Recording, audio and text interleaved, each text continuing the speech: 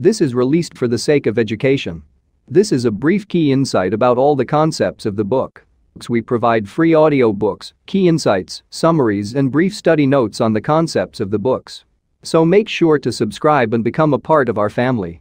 Without wasting any second, let's dive into the ocean of words. On behalf of Cybervision Systems, I would like to welcome you to one of the most beneficial and powerfully effective personal achievement programs you will ever experience. The Neuropsychology of Self-Discipline, the Master Key to Success. My name is Richard Gebhardt, and I'm going to be your guide as we explore, learn, and use this fascinating and effective program for developing your power of self-discipline, the iron will, the inner strength and drive you need to achieve your life's goals and ambitions. This program is the result of many years of thoughtful scientific inquiry and research. In an attempt to discover and understand the main driving force, the core source of inner power that separates the dynamically achieving person from the unfulfilled, underachieving masses, Cybervision Systems has directed its financial and human resources to find the answer. Through its association with the famed Stanford University Neuropsychological Research Laboratory, and through 7 years of intensive investigation into the science of human achievement, Cybervision Systems has uncovered what it believes is the master key to success. The master key which unlocks the raw potential that lies dormant within the heart and mind of man. Simply stated, we call this key self-discipline. Self-discipline. What's the first thing that phrase makes you think of? Unfortunately, for most people, the term conjures up images of strictness, long stretches of boring or irritating work, of self-sacrifice and self-denial. Nothing could be further from the truth. Truly self-disciplined people are not bored, unhappy, or suffering from any kind of deprivation. In fact, they have learned to give themselves the true joy that comes from pursuing and achieving their most cherished goals and dreams. What, then, is self-discipline really all about? The simple answer may surprise you. Self-discipline is your ability to systematically and progressively work towards a goal until you have reached it. It includes acquiring knowledge and skills. It's your ability to become positively obsessed, single-minded, and efficient, to strive without giving up, to work consistently day after day, week after week, and year after year until your purpose is fulfilled. Self-discipline is the power to say, this is what I really want in life, and this is how I'm going to get it. And if I have to give up some other things, I will, because it's worth it in the long run. To be self-disciplined, you must learn to develop the kind of obsession that glows like a beacon in a storm. You must learn to watch that light and steer your course towards it, no matter what gets in your way or how long it takes. Like a sailor, you must learn to use the skills that will point you in the right direction, and you must keep on using all your knowledge, skill, and energy to stay on course until you have reached your destination. Self-discipline is the single ingredient that makes success possible for anyone who dreams of achieving great things. Without it, there would be no Olympic gold medal winners, no great artists, musicians, or writers, no brilliant inventors, Grand Prix winners, or multimillionaires. Every person who has made an enduring success of his or her life used self-discipline to get there. If self-discipline is so effective, why don't more people have it?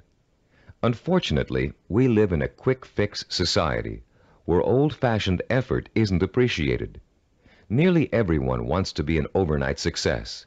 People spend their money as soon as they make it to get instant gratification through material things. And then the same people wonder why they're not getting anywhere. The truth is, without paying the price and without making an effort, most people will fail at what they set out to do. It takes years of hard work and discipline to master a skill or craft. Years of putting in 7-day work weeks to build a business from scratch into a multi-million-dollar operation. Years of schooling and internship to get a medical degree and start a doctor's practice. And years of tempering and seasoning to become a prima ballerina. We all greatly admire successful artists, business people, and doctors, among others. But how many of us are willing to put in the years of work it took for these people to get where they are. The late Ray Kroc, the founder and guiding genius behind McDonald's restaurants, told a wonderful story about the contrast between the self-disciplined achiever and the wishful thinker in a speech he gave to MBA candidates at Dartmouth College. He said, "I'm reminded of a story about the great pianist who gave a concert, and at the end a lady rushed up to him and said, 'I'd give anything in the world if I could play like that.' And he said, 'No, you wouldn't.' She could have if she wanted to. Anybody could. I know, as a piano player, that piano playing is mechanical to a great extent. But it's the dedication, the disciplining to practice that makes the difference. And when you're talking about a concert pianist, he has been practicing for years. Years of practice, several hours a day, every single day. Practice, practice, practice, practice. Sacrifice and discipline. That's what it gets down to. And so he said, 'No, you wouldn't,' meaning that what she said she wanted to attain, she wouldn't pay the price to get. To discipline herself to do the studying and practicing required to be a concert pianist. How many times have you heard yourself saying, 'I'd give anything to be a doctor, or a lawyer, or president of a company, or a singer, actress, or dancer, if only I had the talent or the education or the intelligence?' The truth is, with a minimum of talent and average intelligence, you could be any one of those things. With a steady, sustained effort that never falters, never crumbles, and never gets lost in unimportant details, you can be anything you want. Many people believe that talent alone is the key to success. Talent might play its part, but it's not the difference. In every field of endeavor, millions of talented men and women with special talents are wasting away, contributing little to their own success or the good of mankind. And every day we see others who are less gifted, but who have accomplished more. Many believe that education is the key to success. Though it is a valuable aid, it is not the difference. The educated derelict is a common sight, and so is the man or woman who has achieved phenomenal success without the advantage of a formal education. And many believe that intelligence is the key to success. Even though a person with a high degree of intelligence is fortunate and possesses the raw materials to be successful, the relationship between intelligence and accomplishment is something less than balanced. Every day we encounter highly intelligent people who barely get by, and their opposite number, men and women of average intelligence, but superior achievements. The one quality which sets one man apart from another, the one key which lifts one to every aspiration, while others are caught up in the mire of mediocrity, is not talent, formal education, nor intellectual brilliance. It's self-discipline. With self-discipline, all things are possible. It's the closest thing you could have to a wish-granting fairy godmother. Without self-discipline, even the simplest goal can seem like the impossible dream. In America today, the greatest cause of failure is the lack of self-discipline. Lacking self-discipline, millions of American dreams turn to ashes.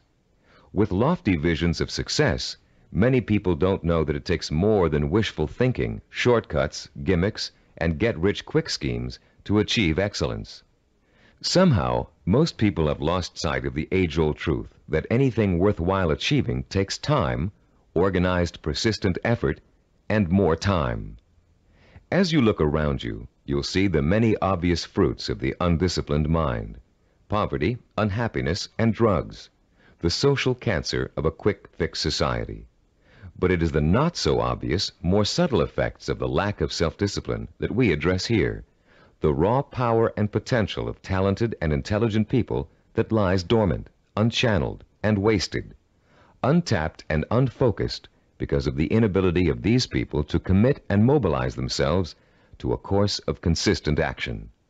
The lack of self-discipline is the #1 killer of achievement in America. Successful people have one thing in common. They set their sights on a goal and work every hour of every day towards reaching it.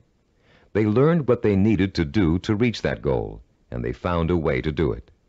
If it meant taking on an extra job, they took the job. If it meant going to school at night, they attended evening classes. If it meant working countless hours 7 days a week, they worked the hours. If it meant relocating themselves and their families, they moved. Success consists of self-discipline, and self-discipline consists of doing whatever you have to do for as long as you have to do it to get where you want to be. If you truly want to seek your fortune, you must develop the inner strength to relentlessly pursue your vision day after day, week after week, month after month, year after year, until it becomes a reality. And it will become a reality. Stop and think about all the things you wish you'd accomplished, the things you know you could have accomplished if you'd only had the self-discipline to pursue them. Would you have gotten more education? Practiced and practiced at your favorite sport until you had a chance of becoming a pro? Learn to read and write music and play an instrument? Study engineering so you could design and sell the ideas you're always dreaming up? Actually, there are things you've accomplished through self-discipline way back in your childhood. Just think, how long did it take you to learn how to walk? For how many weeks and months did you struggle to stand upright? How many bruises did you get from falling down? And how many times did you pick yourself up and try again? You learned to walk because as a toddler, you became obsessed with learning to walk. You were determined to learn, no matter how hard it was at first or how long it was going to take. Every step you took was a small victory, and every time you fell down, it was just an excuse to start all over. Children are naturally self-disciplined because children believe that everything is possible. Children don't say, "I can't do it." Children say, "I want to do it." When you want something badly enough, and when you believe in it strongly enough, self-discipline will get it for you. Self-discipline is the most powerful tool you own for bridging the gap between wishful thinking and real fulfillment. Without it, you can only stare, as author Amy Gross says, like a window shopper at the good things of life and shrug and move on. You can have those good things by developing the self-discipline to achieve them. What do you want that you're willing to pay the price for? What means so much to you that you'll spend weeks, months, or years pursuing it? Start thinking about your most cherished dream, because with the power of self-discipline, you're finally going to be able to achieve it, and this program will teach you how. The neuropsychology of self-discipline, your master key to success, will show you how to take the raw materials you already possess, your talent, intelligence, strength, and motivation, and turn them into the assets you need to achieve your life's goals. You'll learn how to gain the knowledge and skills that will set you on the path to success. And you'll learn to develop the kind of positive strength it takes to stay on that path until you have reached the very end. You may think it's impossible for you to develop the kind of self-discipline you see others using to achieve success. You may think you're too lazy, too scattered, too quick to give up. And that may be true of the way you're behaving now. But most people aren't self-disciplined because they never had a chance to experience the kind of joy and satisfaction that comes with mastering their own abilities and applying them to the one thing they really want in life. Once you get a taste of how intoxicating, of how free self-discipline feels, you'll be hooked on it for life. The neuropsychology of self-discipline is not the result of pop psychological and faddish theories, nor does it contain simplistic pablum-like success gimmicks found so often in many self-improvement programs. The neuropsychology of self-discipline program incorporates the breakthrough findings of one of the world's most respected brain researchers, Dr. Carl H. Pribram, director of the Stanford University Neuropsychological Research Laboratory, with the practical experience of Cybervision Systems' team of learning experts. Dr. Pribram is one of the most respected and renowned brain and behavioral researchers in the world. Trained as a neurosurgeon, Dr. Pribram has been conducting research into the brain and behavior for over 30 years. His pioneering work and discoveries have led to his being called the father of neuropsychology. Besides his responsibilities at Stanford, Dr. Pribram also serves as the Director of Advanced Research for Cybervision Systems. The neuropsychology of self-discipline incorporates two of Dr. Pribram's revolutionary discoveries. The first is his finding that our behavior is governed by images of achievement, and that without these images, we cannot mobilize and motivate ourselves to achieve our goals. The second is Dr. Prebram's discovery of how the human brain forms visual and sensory images and how these images affect our emotions, our power to commit ourselves to a course of action and see it through to the end with excellence through perseverance and persistence. Dr. Prebram's cutting-edge work lets us understand for the first time the relationship between thinking, sensing, motivation, and behavior. And by collaborating with Dr. Prebram, Cybervision Systems has been able to develop a powerful technology that enables you to harness your own mental processes and motivate yourself to develop the kind of iron will that will carry you through thick and thin to achieve your goals, achieve them well and completely, and enjoy the journey every inch of the way. You don't have to be a scientist to understand, apply, and benefit from these principles. All of the complex research, development, and testing has already been done for you. We've turned Dr. Prebram's research results into a simple but powerful technology anyone can use to learn the beauty and joy of true self-discipline. Your neuropsychology of self-discipline program centers around 3 points of organization. First, in Session 2, you'll be introduced to a description of 10 characteristics of goal-achieving, highly disciplined people.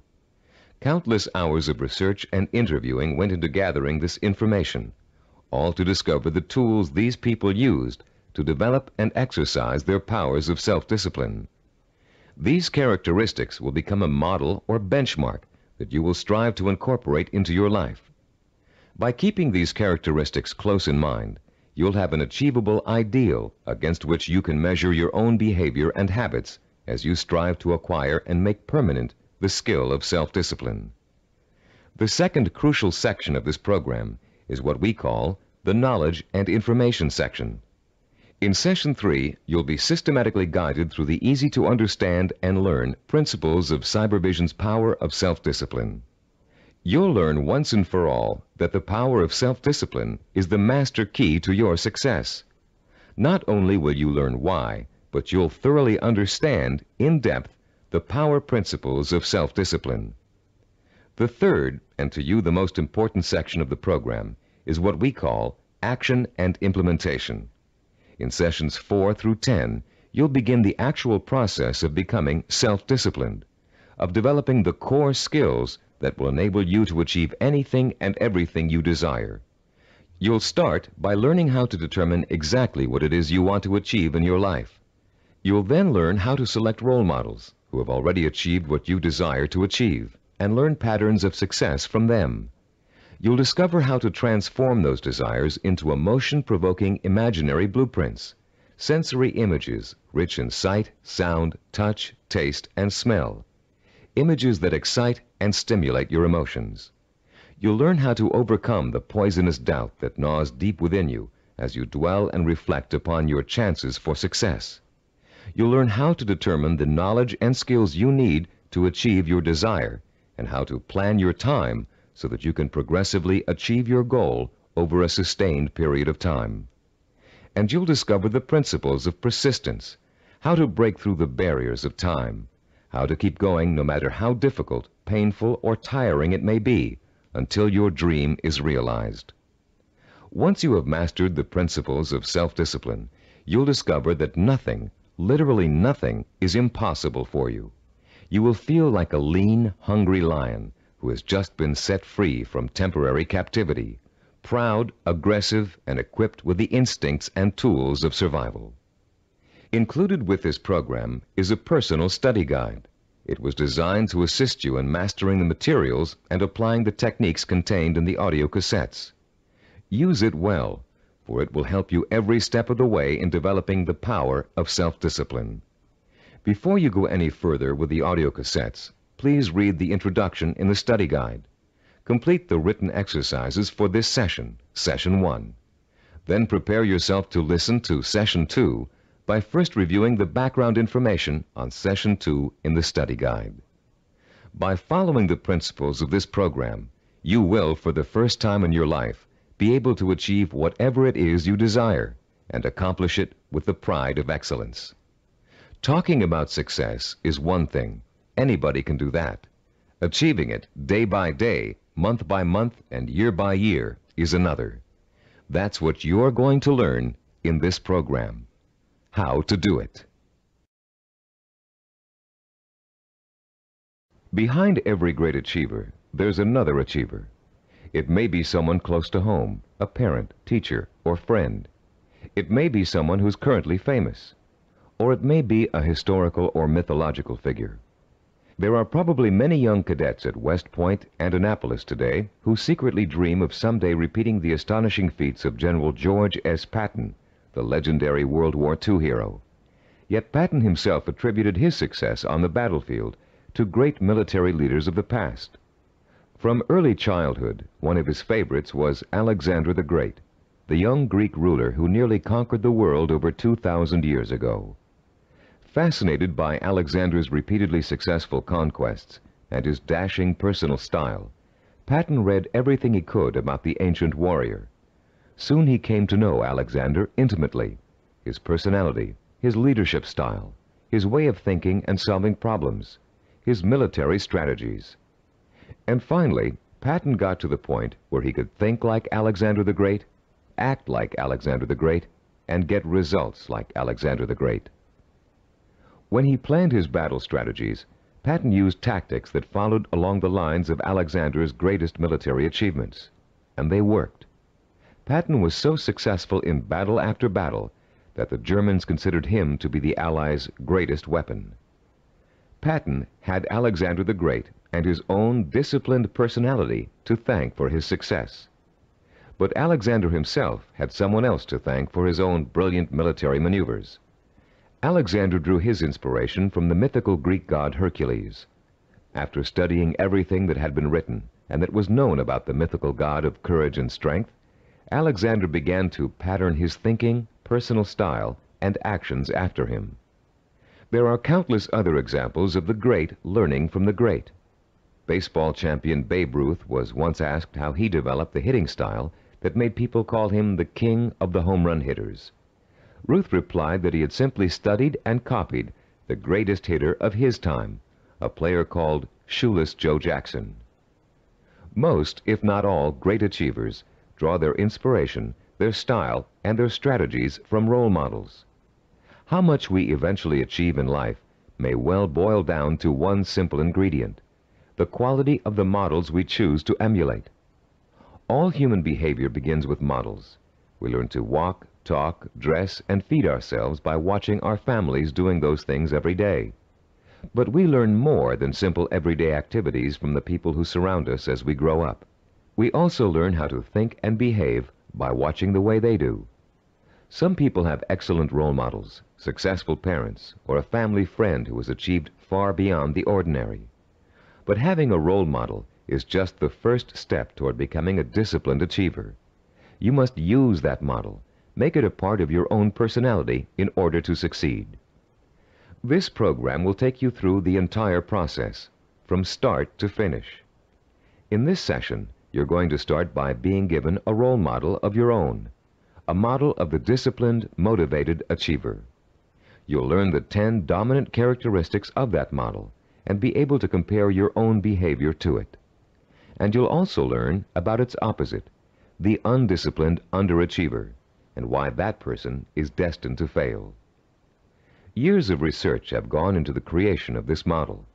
Cybervision has studied people who have been successful in business, education, science, the arts, and other fields.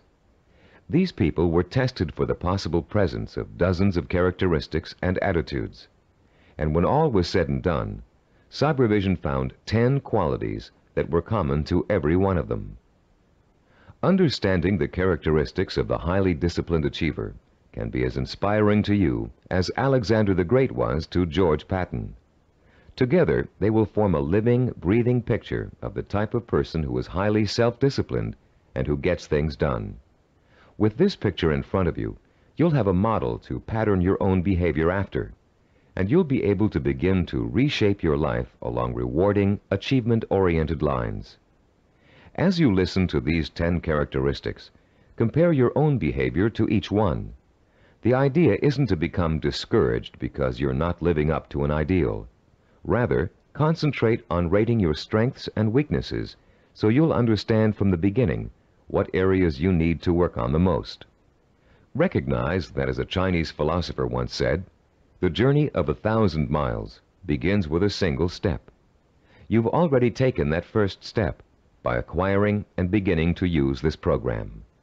Now, let's discuss the 10 characteristics common among highly disciplined achievers. The first characteristic of a self-disciplined achiever is a strong, well-defined sense of purpose. The self-disciplined person knows precisely what he or she wants and will go for it, even if it means sacrificing other things in life to get it. Take Norwegian explorer Roald Amundsen, for example.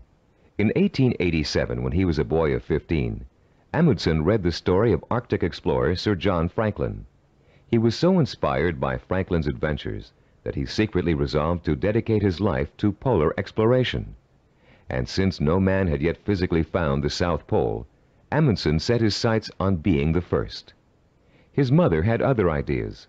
She wanted her son to be a doctor and insisted that he attend medical school.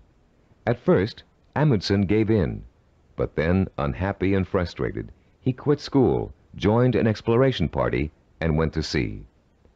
Amundsen spent years apprenticing in the treacherous Antarctic. It was hard physical work, and there was a lot to learn.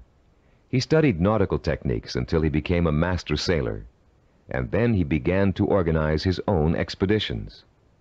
24 years after Amundsen chose his goal, he succeeded in achieving it.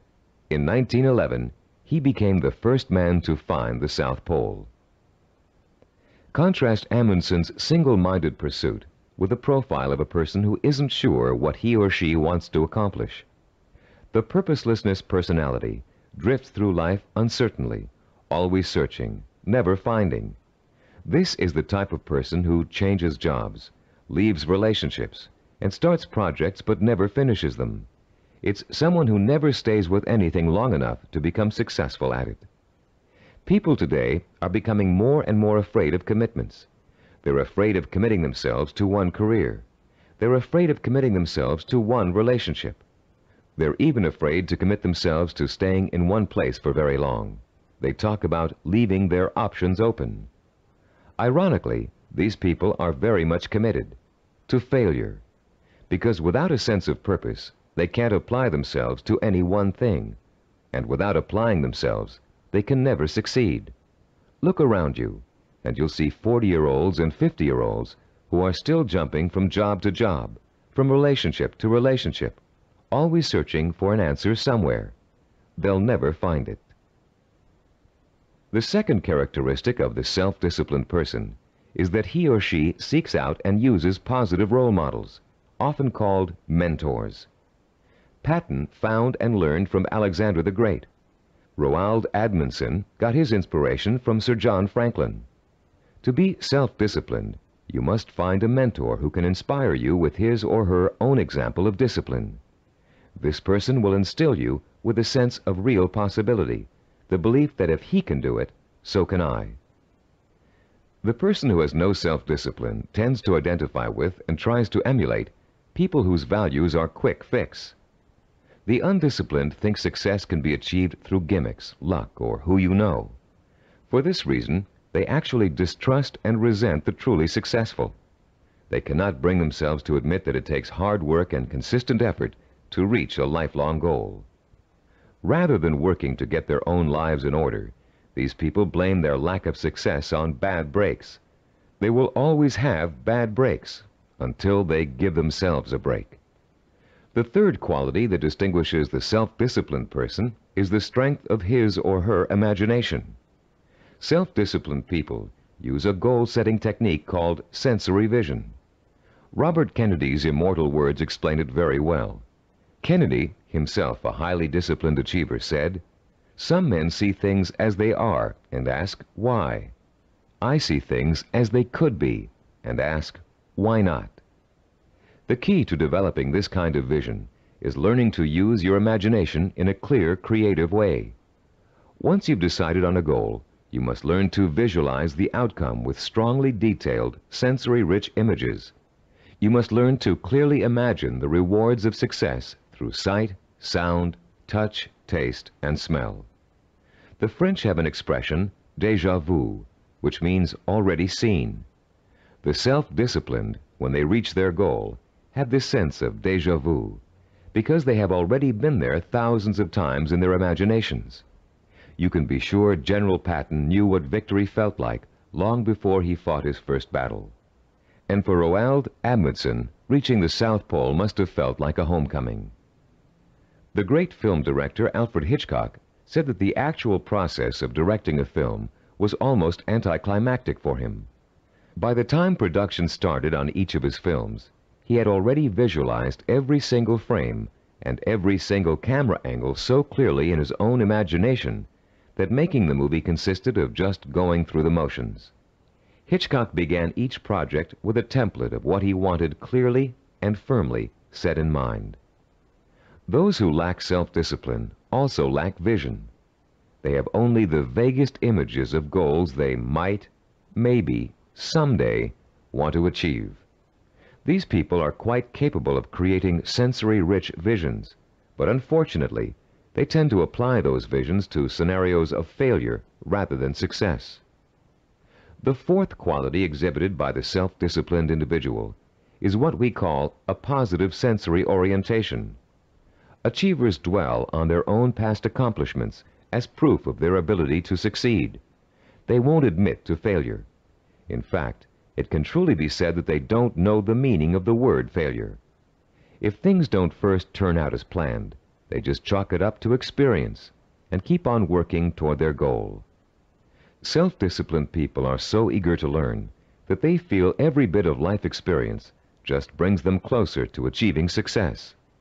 They're not afraid to try new approaches if old ones don't work anymore. They never lose sight of their goal, but they're open to more than one way of achieving it. And this kind of positive attitude ensures that they will. Those who lack self-discipline waste precious time and energy dwelling upon past failures. Through a vicious cycle of negative reinforcement, they use those perceived failures as an excuse not to try again in the future. They develop a fear of failure, a fear of making the effort, and failure generates failure. If you're convinced you can't do something, you won't be able to do it.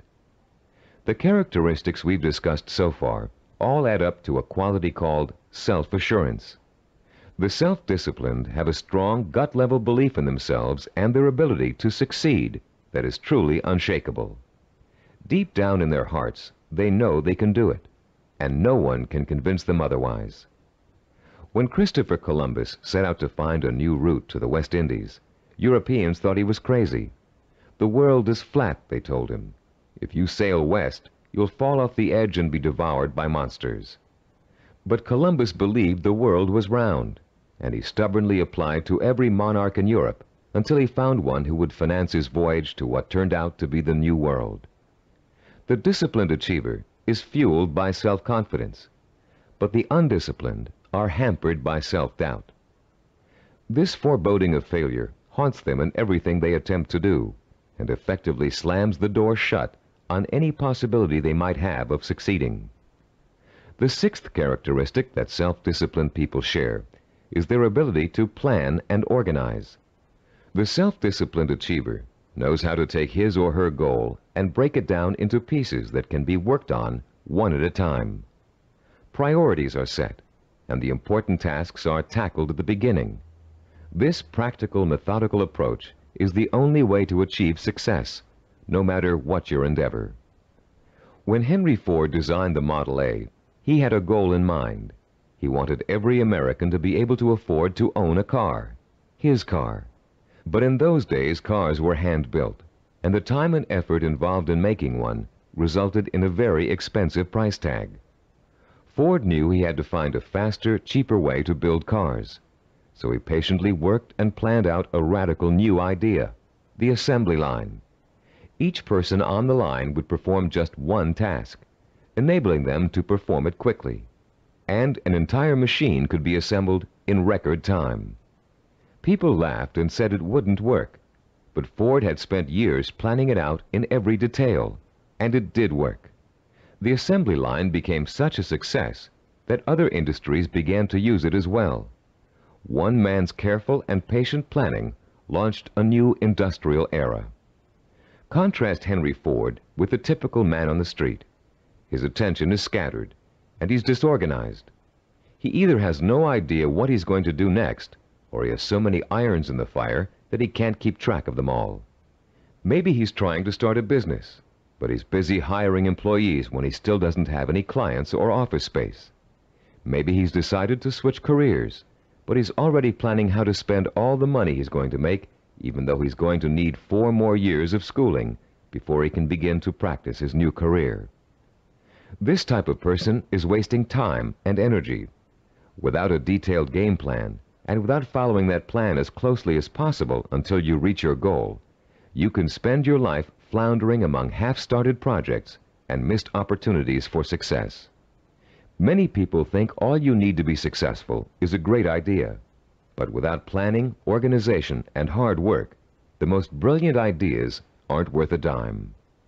Which brings us to the 7th characteristic common to self-disciplined achievers: their ability to acquire the essential knowledge and skills they need to put their game plan to work. Achievers recognize how important it is to learn, and they're willing to make the necessary sacrifices to complete their own personal education. Sometimes this means going back to school. Sometimes it means spending weeks or months gathering information on a particular subject and talking to the kinds of people who can help. Sometimes it means taking a new type of job just to acquire certain skills. What it always means is a commitment to learning what must be learned in order to make a goal achievable. If you want to become a doctor, you must first study pre-med, then go to medical school, and then complete your internship before you can set up a practice. Anyone who thinks he can become a physician without doing all of those things is just dreaming. If you want to run your own business, there are ways of approaching your business education. You can go to graduate school and get an MBA. You can work for someone else in the type of business you want to start and get hands-on experience before going off on your own. You can find a partner who knows how to run a business and take on less responsibility in the beginning, watching what your partner does and learning the essentials. Those without self-discipline are always looking for shortcuts. They take weekend courses and think they're highly qualified for a new profession. They listen to one person's advice and think they've heard it all. They try to start a business without business plans. Going through a real learning process is too much trouble. Why is it so much trouble? Because the undisciplined person lacks patience, the 8th quality on our list of self-disciplined characteristics. The kinds of patience Christopher Columbus and Henry Ford exhibited. The kind of patience engineer Washington Augustus Roebling demonstrated in finishing the building of the famous Brooklyn Bridge. Roebling's father, John Augustus, was the brilliant engineer who designed the Brooklyn Bridge and began overseeing the building of it in 1869. It was going to be the first steel suspension bridge in the world, a feat of engineering for its time. But the project had hardly begun when the elder Roebling suffered a fatal accident, and someone had to carry on.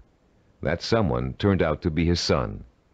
Washington Augustus Roebling took over where his father left off, but just 3 years later he contracted Caisson's disease from spending so much time underground.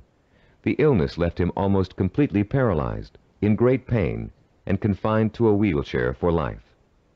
Some people would have given up the project under those conditions, but Washington Augustus didn't.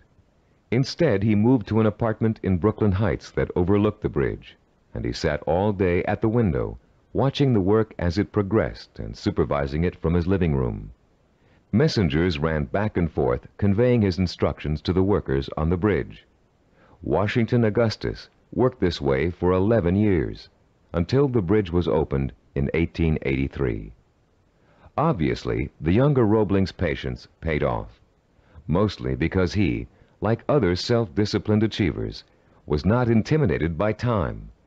Roebling would have sat at that window without complaint for 20, 30 years or more in order to finish his project. It meant that much to him. Later in this program, we'll explore further the special relationship between the highly self-disciplined and time. For now, we'd like to point out that time becomes immaterial to those immersed in pursuing a goal. Hours pass as if they were minutes, weeks as if they were days, years as if they were months. The self-disciplined do not worry about time. They also see time as a tool. Accomplishment takes time, and people who wish to achieve have all the time in the world. Because every moment they're working towards their goal, they know they are coming 1 minute closer to reaching it. And for the self-disciplined, getting there is at least half the fun. The undisciplined view time as an enemy, something to beat. You'll hear them say, "I want it all now. I can't wait." Unfortunately, these people don't realize that time is going to pass anyway, and if they're not working toward their goal, they're only wasting the time they feel is so precious. The self-disciplined are persistent. This is the 9th quality that contributes to their success. They have what it takes to stick to their vision through thick and thin, day in and day out. They don't give up in spite of rejection, hardship, setbacks, or other people's opinions. They are relentless in their pursuit of their own dreams and goals. The self-disciplined are actually very stubborn. They succeed against all odds. When they get discouraged, they draw new inspiration and motivation from their sensory-rich visions of success. And that's enough to fuel their emotional drive to keep on making the effort. Ellie Hawkins, a mountain climber, is a good example of someone who just wouldn't give up even when the odds turned against her. She set out to climb a particularly difficult face of Yosemite's treacherous El Capitan. Ellie undertook this climb to prove that dyslexia, a learning disorder from which she suffers, can be beaten.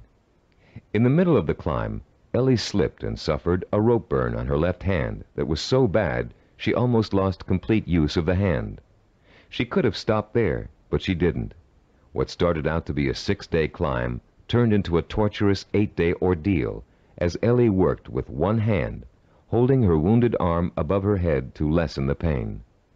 Ellie reached the top and immediately announced plans to tackle another very difficult climb. No one doubts that she'll do it, because she has the hallmark of a disciplined achiever. The undisciplined are easy quitters. They give up when the going gets rough. They're more interested in having a good time than in working. Even worse, they find it impossible to have a good time when they are working. This brings us to the 10th and last characteristic of the self-disciplined achiever: the ability to experience pleasure while working to achieve his or her vision. These people are excited by their goals and become easily engrossed in the work it takes to get there. They're interested in learning, they enjoy acquiring new skills, and they have a good time while they're pursuing their ambitions. To the highly disciplined, there's no such thing as work. Their work becomes their life and their main source of pleasure. When they become successful, you often hear them say, "I can't believe I'm getting rich doing this. It's so much fun." And most of them would keep doing what they're doing, even if they weren't making money at it. To the undisciplined, work is the stressful, painful, boring part of life that must be tolerated between periods of pleasure. These are the people who live for the weekend, who are willing to work only because it gives them the disposable income they can spend on fun. And these are also the people who don't want to put in overtime or take work home unless they're being paid extra for it. If taking on more work will only get them a promotion or a crack at a better job, they won't do it. Now that we've identified the 10 qualities common to all self-disciplined achievers, we'd like you to begin comparing yourself against the model characteristics we just discussed.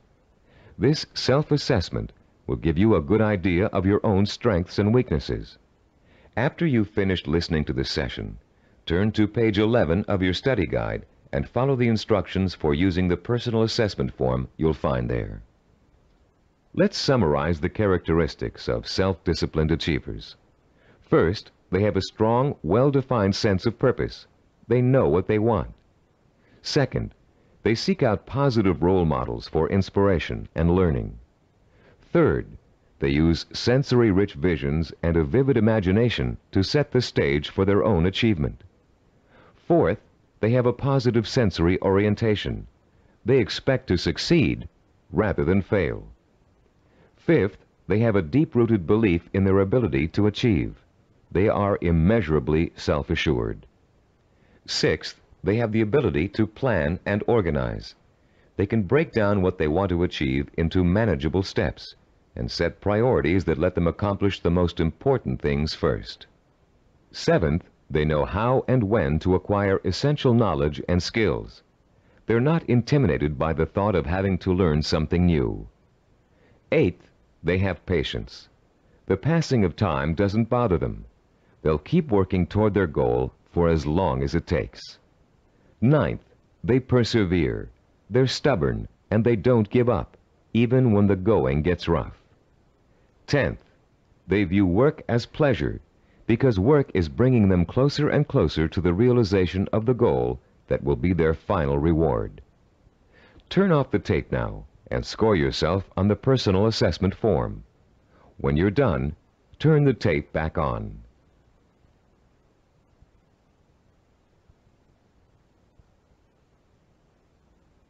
Welcome back. We hope you're not too discouraged by an honest assessment of where you stand now in terms of self-discipline. Remember, you've already taken the first steps toward making a positive change in your life, and you will experience that change by the time you've finished this program. Nothing will be impossible for you once you develop and harness this inspiring and enduring power of self-discipline. And, as you'll soon find out, self-discipline is not so difficult to develop as you might think. As a matter of fact, using this program is going to be your first exercise in acquiring it. Already, you're on your way.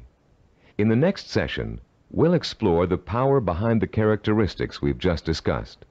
You'll learn why they're so important in developing self-discipline and what they can do for you once you have them. And you'll be further along the road toward understanding and developing the one characteristic that will give you the power of success. After completing Session 2, you should now have a clear picture of your strengths and weaknesses as compared to the model of the self-disciplined achiever.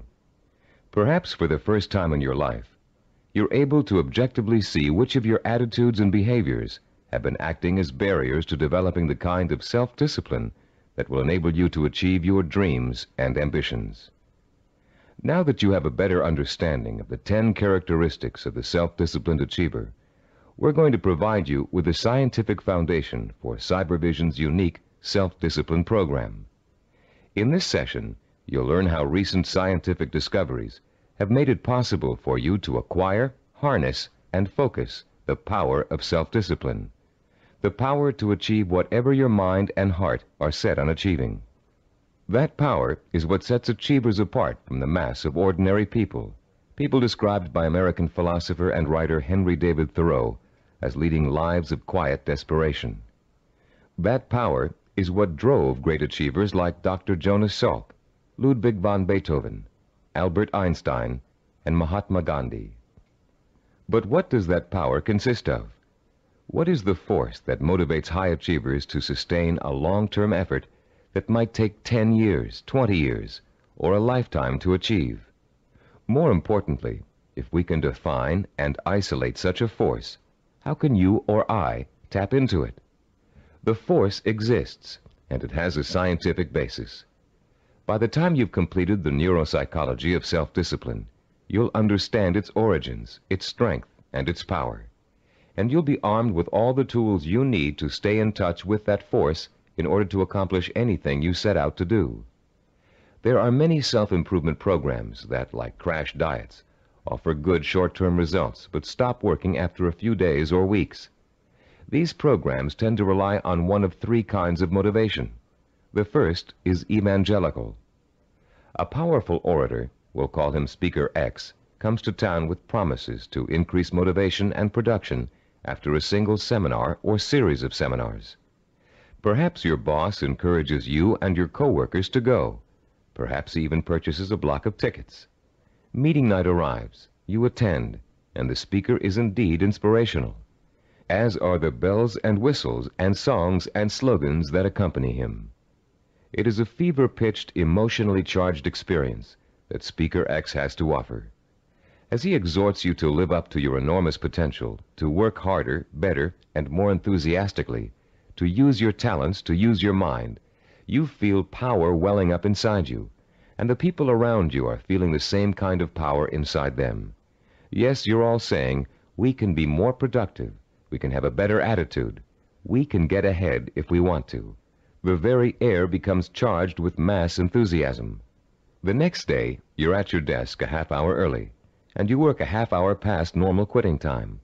The same thing happens the day after. You start planning new ways to accomplish your work more effectively. You're feeling happier about the work you're doing. And for the next few weeks, it looks like you're getting more work done in less time than you ever have before. But soon, your enthusiasm begins to fade, and your pace starts to slow down. Even if you have the audio tapes of the speech, it's hard to recapture and sustain the original emotion you felt in the presence of an inspired speaker. And of course, you no longer have the kind of group excitement and energy you experienced the first time around. You're getting tired and bored. Your boss sees productivity fall after an artificial peak, and sure enough, when the next motivational speaker comes through town, we'll call him Speaker Y, there's the boss with another block of tickets in hand. This evangelical form of motivation may get short-term results, but it creates an unhealthy dependence on external hype. It's like a drug addiction. You need more and more of an artificial stimulant to reach the same level of false well-being. When you get your shot of motivation, you become enthusiastic and energetic. When the shot wears off, you get sluggish and lethargic. The same problem exists with the second major motivational tool that most self-improvement programs rely on: external rewards, like money, prizes, bonuses for reaching quotas. These are essentially pats on the head from the boss, often desirable pats, but still pats on the head, signals that you've pleased someone else. This method works very well on children. Unfortunately, it tends to create a childlike dependence on outside rewards, even in adults. Like evangelical speakers, this carrot and stick approach produces only short-term results. External rewards do not increase individual commitment, and most people tend to adapt to them quickly, soon expecting bonuses as a matter of course, and not because they performed above and beyond the call of duty. Rewards are manipulative. People who give them out are always asking themselves, how can I motivate my staff? The truth is, to be truly effective in the long term, motivation must come from within. The third classic motivational tool is a familiar one: fear. Humorists Carl Reiner and Mel Brooks created a comedy album in the early 60s in which Reiner, as a journalist, interviews Brooks, who plays a 2,000-year-old man. Eager to know about life in the distant past, Reiner asks Brooks, what was the major form of transportation in those days? Brooks replies, fear. Fear transported you. Reiner is puzzled. Fear, he asks. Brooks responds, yeah, fear. You see, an animal would growl, and you would go 2 miles in a minute. It's true, fear is a great motivator. If you don't perform, something undesirable happens. You lose your job. There go the house payments, the car payments, the kids' college tuition, and so on. As the mental dominoes fall, you're motivated to keep performing. But while fear may bring short-term results, it also brings resentment and rapid burnout. It doesn't take long before you're angry at the system that's keeping you going. And anger makes you less productive, which increases your fear. It becomes a vicious cycle with an unpleasant ending. It should be pretty clear by now that these motivational systems aren't motivational at all. Each of them relies on an external stimulus and an artificial situation. And each relies on an initial burst of emotion that fades rapidly when the new situation becomes habitual. You may have tried several of these motivational or goal-setting programs in the past. Perhaps they even contributed to your sense of self-awareness. If so, you've no doubt learned that self-awareness alone is not sufficient to motivate change. It's easy to identify self-defeating behaviors. It's easy to plan strategies for eliminating them. It's easy to turn over a new leaf, but it's very difficult to sustain change for a long enough period of time for your new behavior to become as ingrained in your character as your bad habits were in the past. Having a roadmap is not enough. You need fuel. The key to developing self-discipline, the power to persistently pursue a long-term goal without giving up until the goal is achieved, is the fuel of internal motivation. It would be nice if we were all born with the patience, drive, and skill it takes to achieve any long-range goal or complete any long-term project. But we're not. Self-discipline is a learned behavior. Years of research at major American universities, primarily California's Stanford University, have proved it. And Cybervision's own research into the latest learning theories of behavioral scientists have confirmed that self-discipline is an acquired characteristic with a basis in behavioral science.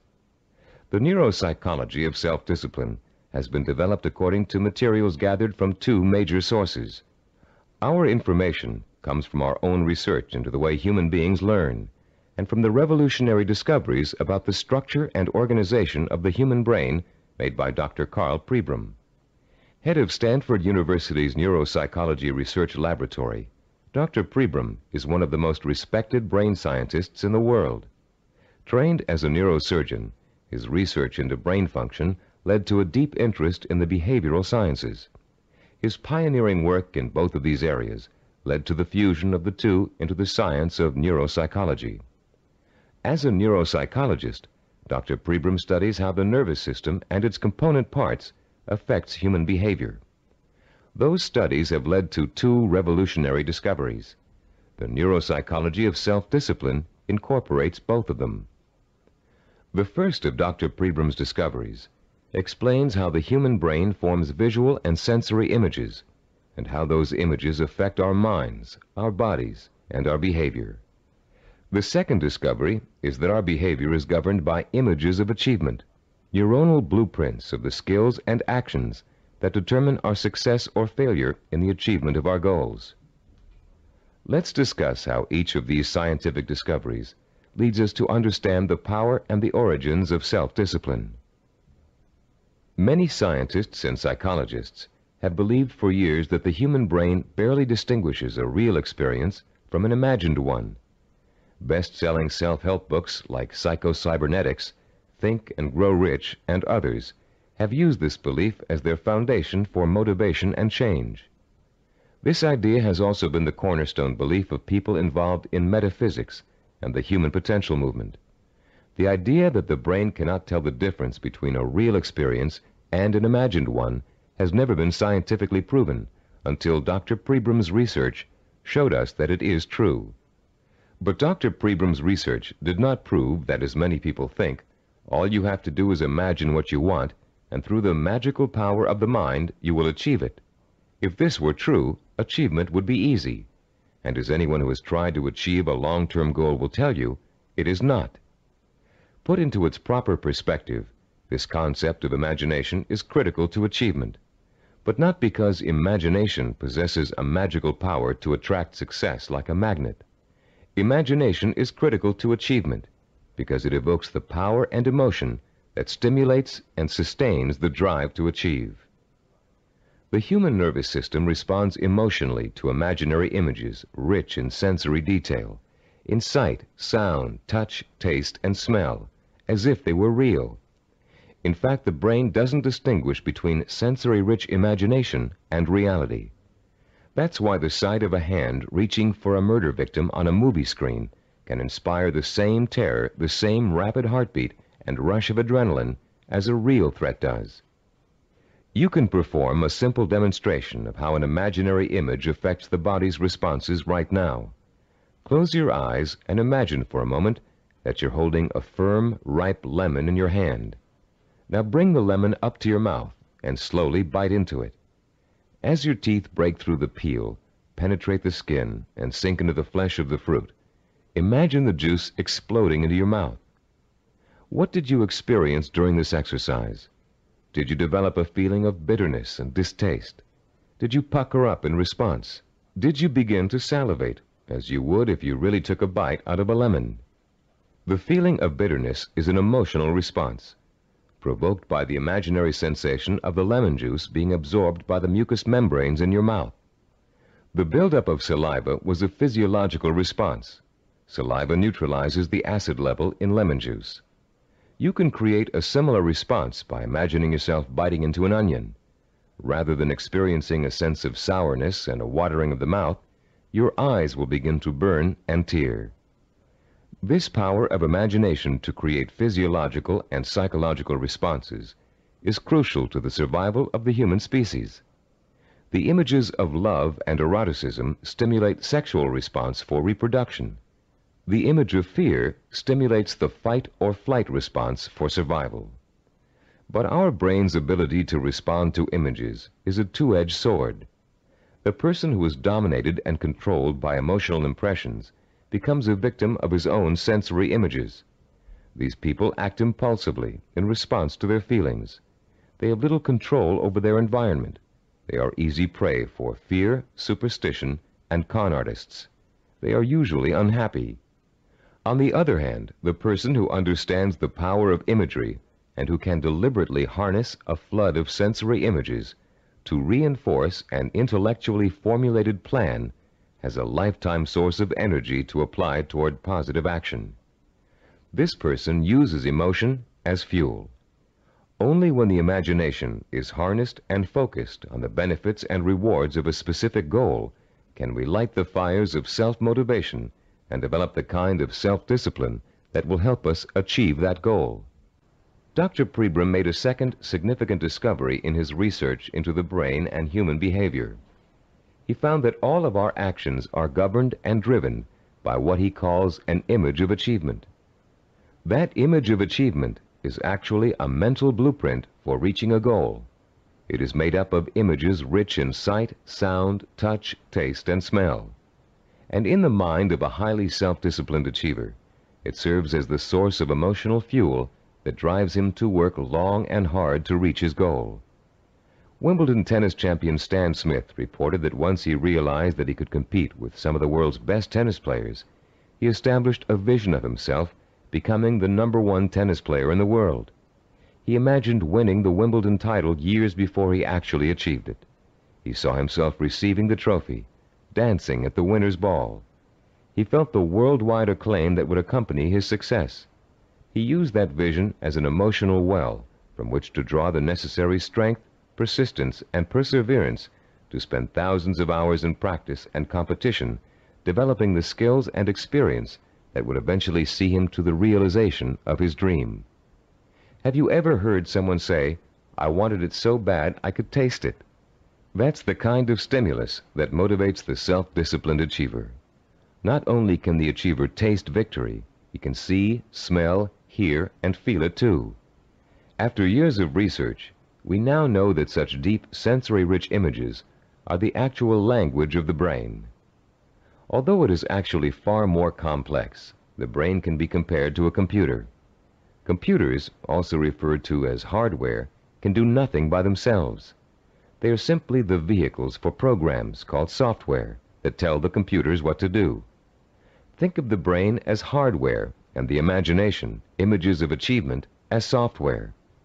Images of achievement tell your brain what to think, which in turn tells you how to act.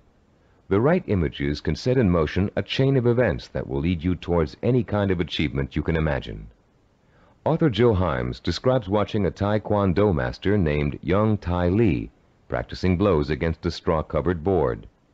Lee pounded his fist again and again against the board, oblivious to the fact that his knuckles were bleeding. When Lee's practice was over, Himes asked him whether his hand hurt. Lee replied, "Not until just now, when I thought about it." When Himes looked astonished, Lee explained further, "When I was striking the Makawara board as you came in, my mind was on my home in Korea. Though I was standing here, I was seeing the mountains I knew as a youngster and the children I played with, hearing their laughter and my mother's voice. I was unaware of the pain in my hand." Lee then told a dramatic story of his own Taekwondo master, who once underwent a sinus operation with only his own concentration for an anesthetic. "How was that possible?" Himes asked. "Regulate your breathing," Lee replied. "Fix your eyes and mind on something else, perhaps a rock or a spot on the floor or ceiling. Concentrate on that object, savor it, taste it, give it color, and smell the dimension. Let it absorb all your thoughts and concentration, and the pain will diminish." If we replace the word object in Lee's description with the word goal, we have the perfect description of a sensory blueprint. Concentrate on that goal, savor it, taste it, give it color, and smell the dimension. Let it absorb your thoughts and concentration. This ability to use sensory images to marshal one's powerful sensory impulses toward a goal is the essence of self-discipline. We are all born with imagination. Self-disciplined achievers have learned to use it to achieve even the most seemingly impossible goals. The self-disciplined achiever begins the journey to success with imagination. He asks himself, if I can have whatever I can imagine, what do I want? What is my purpose? When he has defined that purpose, he uses his imagination to create a vision of achievement, a sensory-rich image that will evoke an emotional response so strong that he is driven to action to bring his vision to life. And when he has achieved that goal, he uses his vision to create new goals, for the self-disciplined achiever never stops. He has learned such a powerful method for becoming successful that the pleasure of succeeding has for him become life itself. The self-disciplined achiever also uses imagination to change his goal whenever necessary. As images evoke emotion, and emotion propels him to act, he gets closer and closer to his goal. And the closer he gets, the more his reality changes. When it changes in such a way as to make his original goal either impossible or undesirable, he changes that goal to fit his new reality. The self-disciplined achiever creates a feedback system that ensures that he will never give up, and he will ultimately achieve what he wants. This is where most people fall down. They're working towards a goal, and suddenly circumstances interfere with that goal. They get sidetracked. Then when they try to get back on course, it doesn't work. Because their original goal does not fit their new reality, they think they have failed, and they give up. In the same circumstances, the self-disciplined achiever uses his or her goal visualization as a reality check. If reality suddenly dictates that the original goal won't work, the goal must be altered to fit reality. The achiever has not failed. He or she has set a new course that will lead to success. Take someone who sets out to become an obstetrician. After 4 years of pre-med and 2 years of medical school, our self-disciplined achiever suddenly realizes that she's far more interested in becoming a neurologist. Should she drop out of medical school? Of course not. She'll simply switch her visual blueprint to another field of medicine and change her plans for where she'd like to intern after medical school. She doesn't think of herself as a failed obstetrician. She thinks of herself as a successful neurologist. Or take the businessman who wants to open up a retail store in his neighborhood. During the knowledge-gathering process of talking to other business owners, discussing loans and insurance with bank officers, and looking into buying franchises, he discovers that a retail operation won't really fit his particular talents or expectations. Instead, he realizes he's a perfect candidate for starting a direct marketing company. So he changes his vision and his direction to fit his new goal.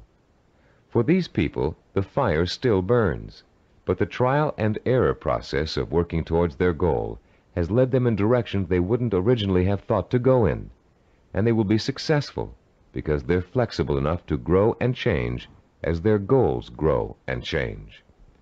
The relationship between vision, self-motivation, and achievement can be condensed into an easy-to-understand 7-step formula for developing self-discipline.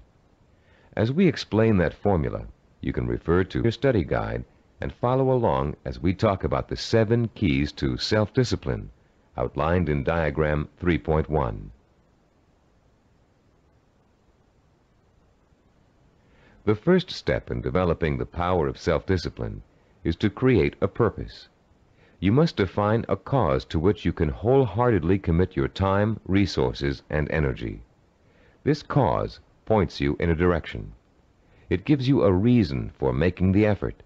It lights a small spark inside you that will soon begin to burn with emotion and drive. The second step is to find role models who have already achieved what you want to achieve. Study their life patterns, their methods and techniques for reaching their goals. Let their example inspire you. and realize that they are normal people just like you, but they are self-disciplined people. With the power of self-discipline, you can achieve as much as they have. With a firm purpose in mind and an exciting sense of possibility sparked by your role models, you'll find yourself developing a strong-willed emotional belief in your ability to succeed. The first small spark of hope is turning into a glowing ember of possibility. In the third step, you'll translate your feeling of possibility into a sensory-rich vision of success. At this point, with a vision rich in touch, taste, sight, smell, and sound in front of you, you'll make the leap from the possible, "I think I can do it," to the heartfelt, "I know I can do it." Your vision and your belief will fan the embers of conviction until they burst into a flame of emotion that incites you to action.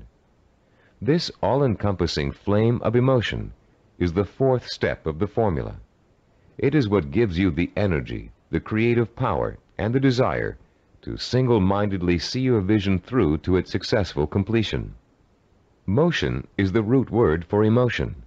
The original meaning of the word emotion is, in fact, a moving, a stirring, an agitation, which is precisely what happens when belief in your goal catches fire. The fifth step in our formula is planning, the first bit of action inspired by your emotion. Through effective planning, you can identify and map out the steps you need to take in order to make your vision a reality. You'll figure out exactly what you need to do to accomplish your goal and how long it will take. And turning your vision into a concrete goal will further fuel the fires of emotion and action. Once your vision has become a plan, you must acquire the knowledge and skills necessary to implement that plan. This is the sixth step in the formula for developing self-discipline. No matter how difficult the learning process might be, you continue to draw inspiration and fortitude from your vision. And each time you master a skill, your confidence in your ability to achieve increases. The seventh and last step in our formula is what we call persistence and perseverance. Persistence is staying with your vision, seeing it through to its completion, no matter how long it takes or how difficult it is. Perseverance is persisting in spite of setbacks, disappointments, and hardship. Once you begin acting to achieve your goal, your drive to sustain the forward motion, to persist and persevere, is constantly fueled by the strength of your initial vision. And as you get nearer and nearer to accomplishment, the vision becomes more and more real. As your vision fuels reality, and reality fuels your vision, your drive to achieve begins working like a giant breeder reactor. You've put into motion a self-perpetuating spiral of vision, belief, emotion, motion, and reality. This formula for harnessing the essence of self-discipline will change your life. For the first time, science has given us the power to truly be able to change our own circumstances from the inside out, to understand what makes men and women overcome tremendous odds and obstacles to achieve greatness. For the first time, greatness is within the grasp of each of us. Through the understanding of the scientific principles that govern our thinking and behavior, we can, for the first time, program ourselves for success. In the next session, you'll begin to put the principles you've just learned into action. You'll learn a powerful sensory exercise which will let you determine your true goal. And once you've taken that vital first step, you can begin the exciting journey of action that will propel you towards the ultimate achievement of your heart's desire. At a recent workshop based on the neuropsychology of achievement, Cybervision President Stephen DeVore was asked an interesting question by a young corporate product manager. Mr. DeVore had been outlining the principles of goal setting when the product manager said, "You know, there's one problem I haven't yet solved. We talk about opportunities and goals, but there are so many opportunities to choose from, so many different directions we can go. How do you figure out exactly what you want to go for? How do you focus in on one choice among so many?" This session addresses that very problem, the problem of finding a purpose, and it isn't always easy. We live in a free society filled with opportunities for anyone who wants to take advantage of them. It's wonderful to have so many choices, but sometimes it makes choosing what you really want to do, your purpose, even more confusing than ever. Still, there are ways to narrow your choices down, and this session will show you how to do it.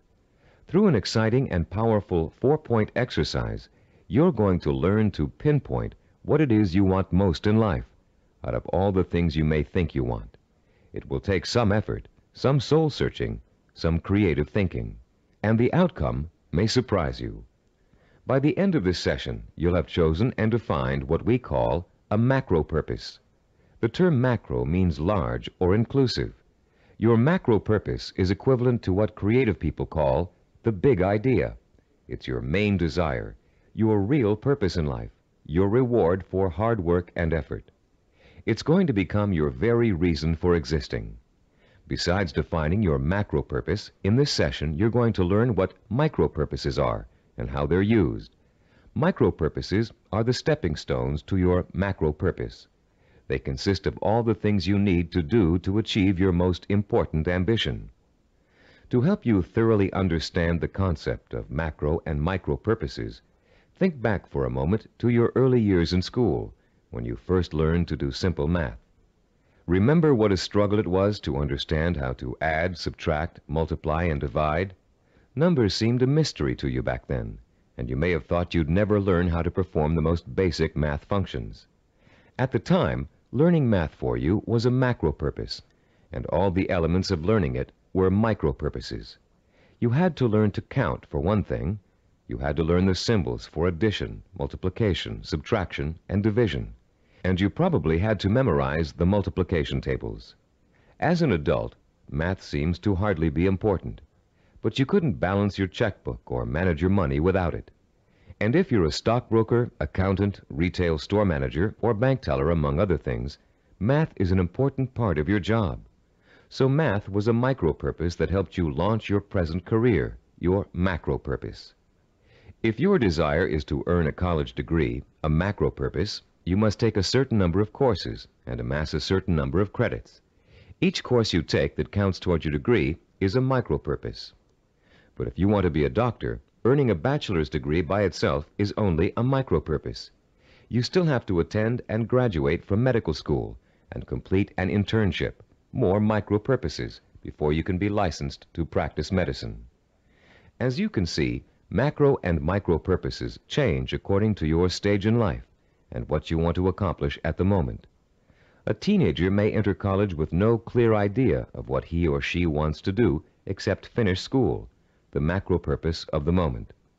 But by the third year of school, that student may decide on a career that requires additional schooling and a period of apprenticeship.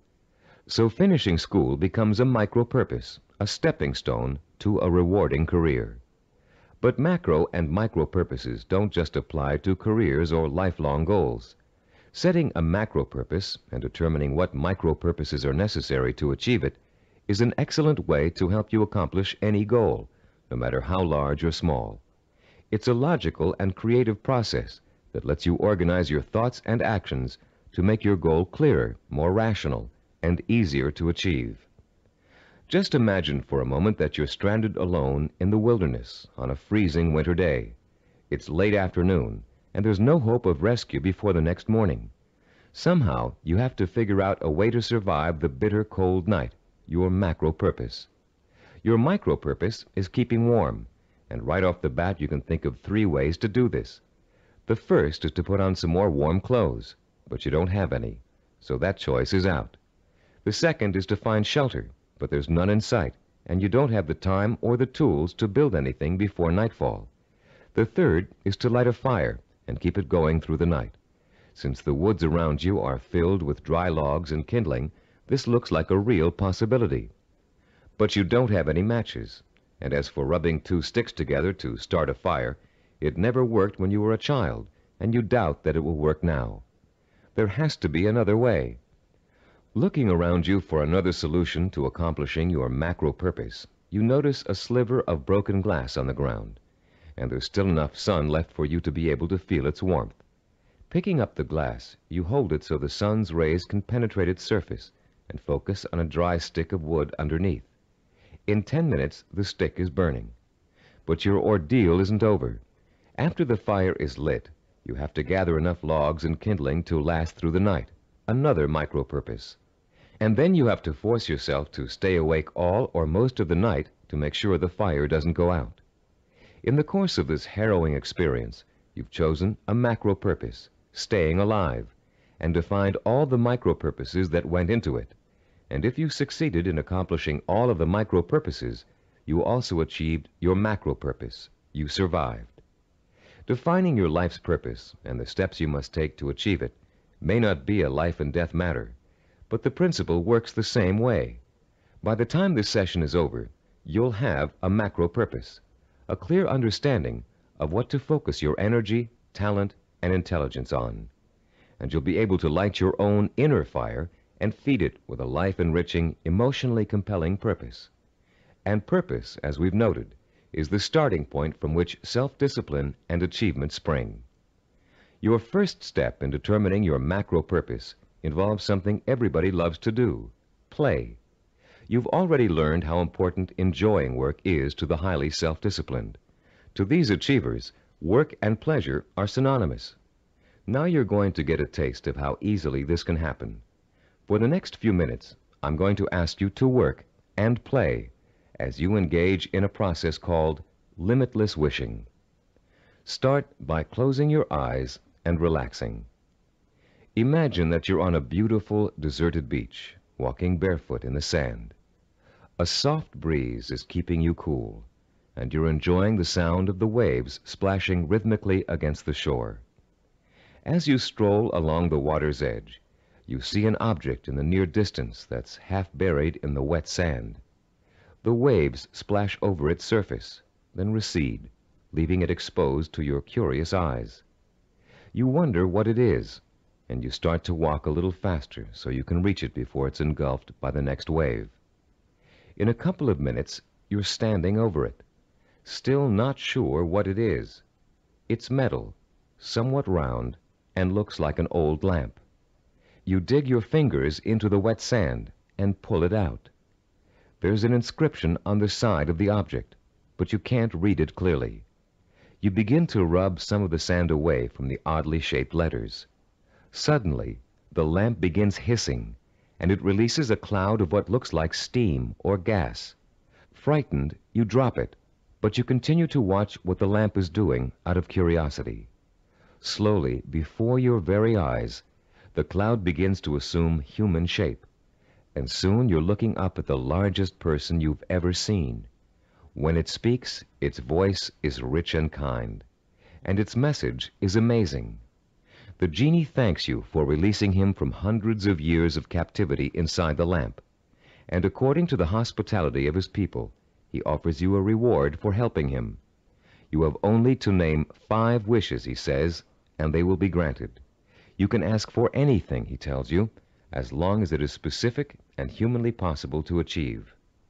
At first, you refuse his offer, but as he continues urging you to accept, you begin to realize that no, you aren't dreaming, and yes, you really can have your 5 wishes. The possibilities start dancing before your eyes. Think long and hard about it. What are the things that will turn your life around and make you truly happy? What is it you secretly wish for, day in and day out, every day of your life? Take your time in deciding. This is too important for you to rush over. You may change your mind about your first choices after you've thought about it some more. When you do make your final selections, write each one down in the space provided on page 18 in your study guide. Start each wish with the term, I want, and write it in clear, specific language in the present tense. Turn your tape off now and decide what you will wish for.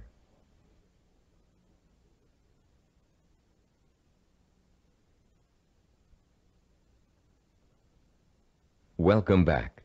You now have in front of you a list of 5 wishes that your mind and heart told you are the most important things in life to you. Now, with a little imagination, you're going to create a scenario in which each of these wishes is fulfilled. This second step of our 4-part process is called wishful imagining.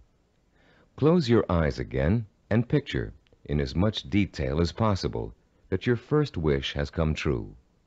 If you wished for a great deal of money, imagine how your life has changed now that you've gotten it.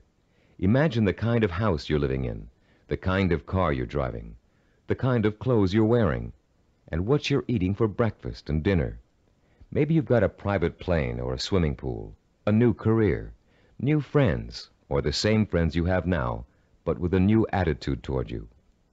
Try to imagine that you're having dinner or drinks with your best friend, and you're explaining to that friend how your new life feels. This is a friend you trust completely, so you can say anything, positive or negative. Really imagine you're there, in the restaurant or bar, being served food or drinks, with people talking around you and soft music in the background. Imagine what you look like. Are you younger, thinner, better dressed? Is your friend looking envious? Picture every single detail, down to the season, the location, the restaurant, the plates and glasses on the table. Repeat this process for every one of the 5 wishes you wrote down. And as you imagine each one coming true, pay attention to your emotional response. Are some wishes easier to imagine than others? Did 1 or 2 really make your pulse quicken with excitement? Are there any that felt particularly comfortable, as if you could just walk right into the scenario and feel at home? Which one seemed to draw you in like a magnet? There will be one wish that unmistakably evokes the greatest emotional response in you. That wish will be your final choice, and you'll be ready to proceed to the 3rd step in defining your purpose, the step we call creative biography. When truly accomplished people pass away, they've generally left behind a legacy of achievement in art, finance, politics, or the social sciences. Biographers and historians then catalog those achievements so others can read about them for inspiration. For example, here's the entry on a man named Thomas Arnold from the Britannica Junior Encyclopedia. The text of this biography also appears in your study guide on page 18. The biography reads as follows: Thomas Arnold, 1795 to 1842. Some people are loved without being respected, and others respected without being loved. Arnold of Rugby was loved by many, respected and admired by everyone who knew him. Born at Cowes, Isle of Wight, this great headmaster and scholar was educated at Winchester and at Oxford in England, where he distinguished himself in classics and history. He left Oxford in 1819, and after 9 years of study and writing was elected headmaster of Rugby School. His powerful personality set its mark on the school from the first, and made it great in a new sense. He was very religious, and he inspired his boys with new and more serious ideals of scholarship and life. He found time, too, during the 14 years of his headmastership, to publish sermons, an edition of the Greek historian Thucydides, and a history of Rome. In 1841, he was appointed professor of modern history at Oxford, but died the following year. He was buried in Rugby Chapel, and his son Matthew wrote a beautiful elegy about him on that occasion. Arnold was too forthright to be tactful in his dealings with boys or indeed with grown-ups, but he always won their respect, and often their love, by his high-minded attitude toward life and its responsibilities. This entry can only summarize the lifelong accomplishments of a beloved teacher and respected scholar. But listening to it, you can get a good idea of the purpose which must have guided Thomas Arnold. Here was a man who valued learning, scholarship, teaching, and personal integrity above all else. What do you value above all else? What would you like to be remembered for? Relax and close your eyes again. Now imagine that you hold in your hands an encyclopedia published in the year 2100. It's a heavy book with a solid feel to it. You can smell the leather binding and feel the crisp new paper as you open it. Find the section that begins with the first letter of your last name. Then turn the pages slowly as you search for the entry that gives you the details of your life. There it is, suddenly, clear as a bell. Your heart beats just a little bit faster as you see your name in bold-faced type. Now you're burning with curiosity. Did they include the most important things about you? Are your most cherished accomplishments in there? Did they understand the purpose behind the things you did? You begin to read the entry to find out. Yes, it's all there.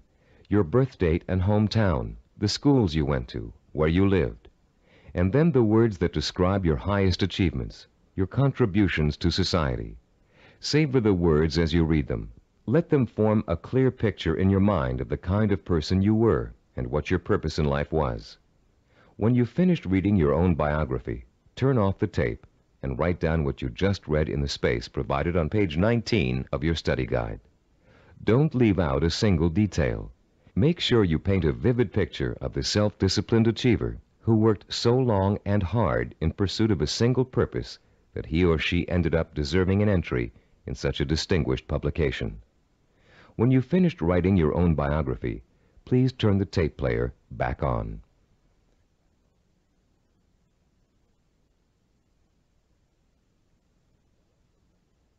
Welcome back. Now that you've completed the limitless wishing, wishful imagining, and creative biography exercises, a clear pattern should be emerging. You should now be able to answer the question, what do I, deep in my heart, really want to do? What is my purpose in life? Your fourth step in determining your purpose is writing this, the answer to that all-important question, down. You're now going to compose a personal statement of purpose. But before you do it for yourself, imagine that you're going to do it for someone else, a famous historical figure, for instance. Try George Washington. What do you think his statement of purpose might say? After all, he accomplished a great deal, not the least of which was becoming the first president of the United States. But George Washington never actually intended to become the first president. He was elected because of the kind of purpose he really had. A purpose statement for George Washington might read, I would like to use all my strength, courage, knowledge, and resources to secure liberty and freedom for all my fellow colonists. George Washington was a great statesman and public servant, but there are other kinds of achievers. Amelia Earhart, for example. Even in childhood, she had a definite purpose in mind. It was not to be a famous woman aviator. That came later, as a natural outcome of what she really wanted to do. Amelia Earhart's purpose statement, composed when she was still a child, said, When I grow up, I'm going to have adventures and show the world that women can be as heroic as well as men. A purpose statement can be as general as you want it to be. It can speak of heroism, freedom, social changes, adventure. It's meant to act as a focusing tool, not an actual blueprint for achieving it. You'll learn how to do that later in this program. Turn to page 20 in your study guide and compose your personal statement of purpose. Turn off the tape now while you do it.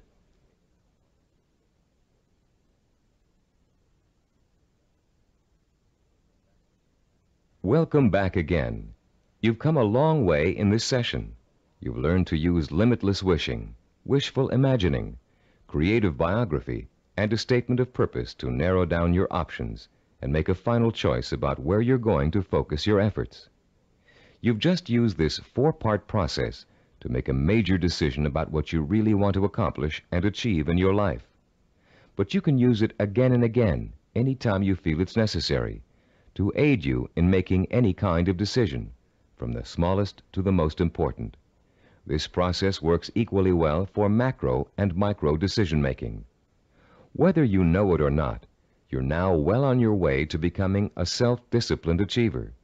You've learned to use one of your richest natural resources, your intuition and imagination. You've discovered what it is you really want to achieve and have written it down as a statement of purpose. You've laid the solid foundation upon which the power of self-discipline is built. We'd like to congratulate you on what you've already accomplished. In our next session, you're going to learn how role models can inspire and teach you to achieve your lifelong ambition. In Homer's The Odyssey, one of the oldest surviving epic poems in the world, there is a character named Mentor. A wise and practical man, Mentor kept everything running smoothly at home, while Odysseus, the hero of the tale, went off for 10 years to have adventures. Mentor played his role so well and gave such wise and true advice that his name has become part of the English language as a representation of what he stood for. The American Heritage Dictionary defines a mentor as a wise and trusted counselor or teacher. This session is about mentors. Few achievers can ever reach their goals without them. Mentors provide you with the kind of inspiration, motivation, and example that can make the difference between achievement and failure. Mentors help you to develop the belief that anything is possible. And mentors allow you to learn through modeling, that is, emulating the person you'd like to be. In ancient civilizations, mentors were revered. In the 18th century BC, there lived a wise Babylonian king named Hammurabi. One of his greatest achievements was developing and drafting mankind's first set of civilized laws, known today as the Code of Hammurabi. This king was so wise that one of his laws required all men of learning and craftsmanship to pass on their knowledge and skills to the young through examples their students could follow. Hammurabi realized that without modeling, no civilization would last very long. There have been many changes in the past 3,800 years, but one thing has remained the same. Without modeling, learning and achievement are not possible. It is a rare person who can forge a new path in society without consciously or unconsciously imitating someone that came before him. It is a rare artist who develops a new style without first having worked in the style of a master he or she has always admired. But actual skills aren't the only thing you learn through modeling. Values, attitudes, and behaviors are also passed on from mentors to students. And whether you realize it or not, you've been a student of behavior all your life. As an infant, your eager mind quickly grasped everything that was going on around you. You watched and later imitated what your parents, siblings, friends, and teachers were doing. If you had good models of integrity and achievement, most likely you grew up to be an achiever yourself. But if your models reflected apathy or failure, you probably grew up to imitate many of the self-defeating and negative behaviors you witnessed in your early years. Most of us had models who could best be called middle of the road. Your parents may have had specific skills and abilities they were proud of, but fell short of being a good example to you in other ways. An older brother or sister may have possessed exceptional talent in an area where you couldn't possibly compete. As a result, you've probably been instilled with a mixture of negative and positive attitudes about yourself and your abilities to succeed. It's time for you to develop the kind of positive outlook that is critical to developing self-discipline. It's time for you to throw off the cloak of self-doubt and realize that when you acquire self-discipline, you have what it takes to achieve your goal. It's time for you to use that self-discipline to develop the knowledge and skills you need to achieve. And in order to do all those things, it's time for you to find mentors who have already accomplished what you want to achieve. You're no longer a helpless infant who can't pick and choose good models to learn from. As an adult, you have the intelligence and power to go out and find the kind of mentors who will inspire and teach you with examples of their own persistence and positive attitudes and behaviors. By the time we finish this session, you'll know how to find your own personal mentors and use them to their fullest ability. And you'll be able to overcome the negative attitudes and lack of self-discipline that have been holding you back up until now. You'll learn how to identify your own personal role models using historical figures and the people surrounding you today. You'll find out how to actually learn new attitudes and behaviors from them. You'll learn how to use them to create a blueprint for your own actions, starting right now. And more importantly, you'll learn how to draw inspiration from them, the kind of inspiration that empowers your purpose, what you want to achieve, with a sense of possibility. If others have achieved it, then it's possible for me too. How do you go about finding mentors? At first glance, it may seem that there's nobody even remotely accessible to you who has the same kind of hopes and dreams as you do.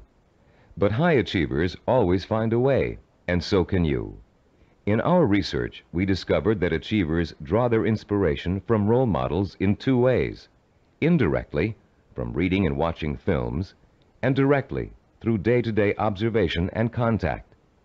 Let's first discuss how self-disciplined achievers indirectly find their mentors. Indirectly, they learn through media portrayals, mostly through the reading of biography and autobiography, reading profiles of achievers in magazines and other periodicals, and watching inspirational films and television programs. You may not be able to meet and talk to George Washington, Charles Lindbergh, Margaret Mead, or Agatha Christie, but each one of them has left behind a legacy of accomplishments that have been covered extensively in print and film. Stop now and think of all the people you've read about, heard about, or seen portrayed in films. Whom did you admire most? Whose story elicited a throb of recognition from you, a feeling that if you could be in anyone's shoes, that was the person you'd like to be? It could even be a fictional character, a great detective or explorer created by an imaginative writer. But there had to be, and still has to be, someone you've always greatly admired and wished you could be like. After he made the film Rocky, Sylvester Stallone talked in an interview about the power of mentors and how his movie worked to inspire millions of people around the world. "I think there's a definite formula in reaching audiences," he said. "Provide them with heroes and heroines who have to pull themselves up from the depths of despair. And as they struggle and claw and finally attain their goal, the audience says, 'That's the kind of person I want to be.'" Stallone's character Rocky is the embodiment of a man obsessed with and driven by a vision rich in emotion and purpose, a self-directed achiever who overcame the odds through hard work, effort, persistence, and perseverance. Browse through the New York Times nonfiction bestsellers list this Sunday in your local paper. You'll find that half the books listed are biographies or autobiographies, testaments to people of enormous self-discipline and high achievement. Examples of the power of self-discipline are all around you. You only have to visit your library, your local newsstand, the closest movie theaters, or your local video store for inspiration. Your first step in finding a self-disciplined mentor is to search out books, magazine articles, and movies in which the main characters, fictional or real, have achieved something similar to what you want to achieve. And after studying these people, you can begin to answer the questions. What is it I must do to achieve my goal? What skills do I need to learn? How must I behave? What actions do I need to take? Your mentors will provide you with the answers. The self-disciplined have 3 direct methods of finding role models to learn from and emulate. The first is through personal acquaintances. They may have a friend whose business or personal successes have inspired them to take similar routes to the top. Or perhaps there's a family member who has achieved widespread recognition for outstanding contributions to the community. Because these mentors are close at hand, they can be watched from a front row seat. You can observe their attitudes, behaviors, and thinking patterns. You can notice how they solve problems. You can pay attention to how they behave when confronted with setbacks or victories. You can watch these mentors grapple with the issues of everyday life and the larger issue of achievement in a chosen area. But sometimes there just aren't any people who are that close to you who fit the bill of the self-disciplined achiever. You must find other methods of seeking out real-life mentors. The second way self-disciplined people directly find mentors is through what is commonly known as networking. Networking consists of building relationships with the people who can introduce and expose you to positive role models. Networking is not to be confused with social climbing. The primary motivation of the networker is to learn as much as he can from as many successful people as he possibly can. The main benefit from networking is the quality of the contacts you can establish. Contacts that will create greater opportunities and put you in the mainstream of successful, self-disciplined role models. The third source of finding models directly is apprenticeship, learning directly from a master mentor. The concept of apprenticeship may seem old-fashioned in a world of computer-assisted learning and mass public education, but most of the high achievers we studied apprenticed themselves in some fashion to a mentor who could pass on his or her skills through intentional, personalized learning. Apprenticeship is extraordinarily common in the arts, trade crafts, business, medicine, law, politics, teaching, and sports. Leaf through any encyclopedia and notice how many of the achievers profiled learned their skills under the tutelage of a master mentor.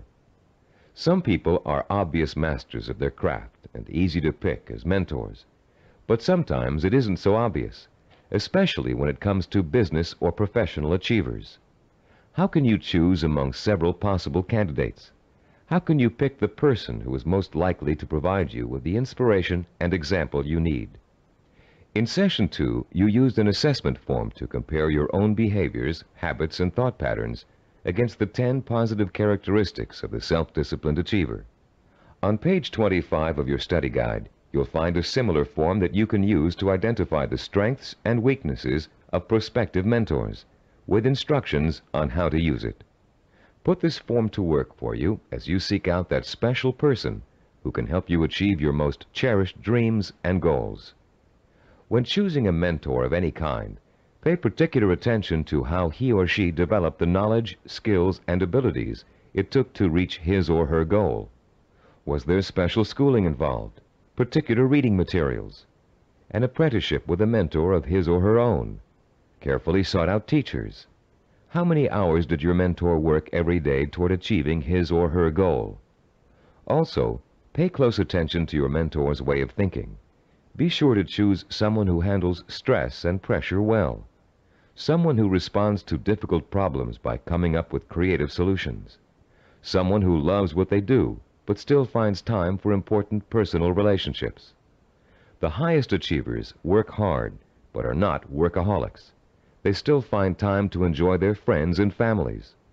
Look for a mentor who has learned not to waste time and who has mastered the art of juggling a heavy schedule while staying calm and in full control.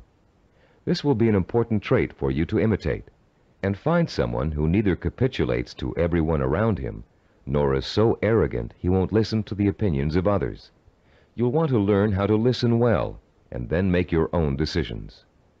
In looking for all these traits, remember that your mentor is still going to be human and have faults. This is one of the most important things you can learn about your role model. In spite of great success, wealth, and the admiration of friends, family, and the community, he or she makes mistakes just like you. Rather than being disappointed in your mentor, you should rejoice over his or her human failings, because those failings mean that anyone can succeed just as they did. If it was possible for an imperfect person with one all-important goal in life to make that goal come true, you can do it as well. At Cybervision Systems, we've developed a number of sports training video cassettes that use a new and revolutionary learning technique. These video cassettes feature some of the world's greatest athletes, highly self-disciplined achievers who have won world championships and Olympic gold medals. And in the casual conversations we've had while working with these athletic stars, each one has revealed that he or she had a mentor whose skills, attitudes, and behavior served as an example of how to achieve. One of the things that struck us during these conversations was the fact that most top athletes were just as intimidated as you and I might be the first time they met their role model heroes, for lack of a better word. The idea that a major league ball player of undisputed talent might be quivering like a school kid in the face of their lifelong hero made us feel pretty normal, actually. I think we all feel a sort of psychological barrier when it comes to measuring ourselves against our role models. But as the athletes we talked to discovered, that barrier can be overcome quickly and easily. Each of them described the eventual realization that came from playing on a team with a personal hero or from riding the same pro circuit. The realization? As Olympic gold medal skier Jean-Claude Killy put it, everybody puts his pants on, one leg at a time. What each of them realized was that they too could easily perform like the role model they idolized. The idols, viewed close up, turned out to be as ordinary as the worshippers. They realized how great an opportunity they had to learn from their hero.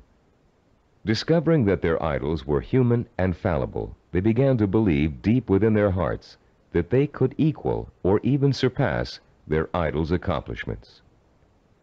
Though the role models you choose have developed tremendous strengths that have made them successful, they also have many weaknesses.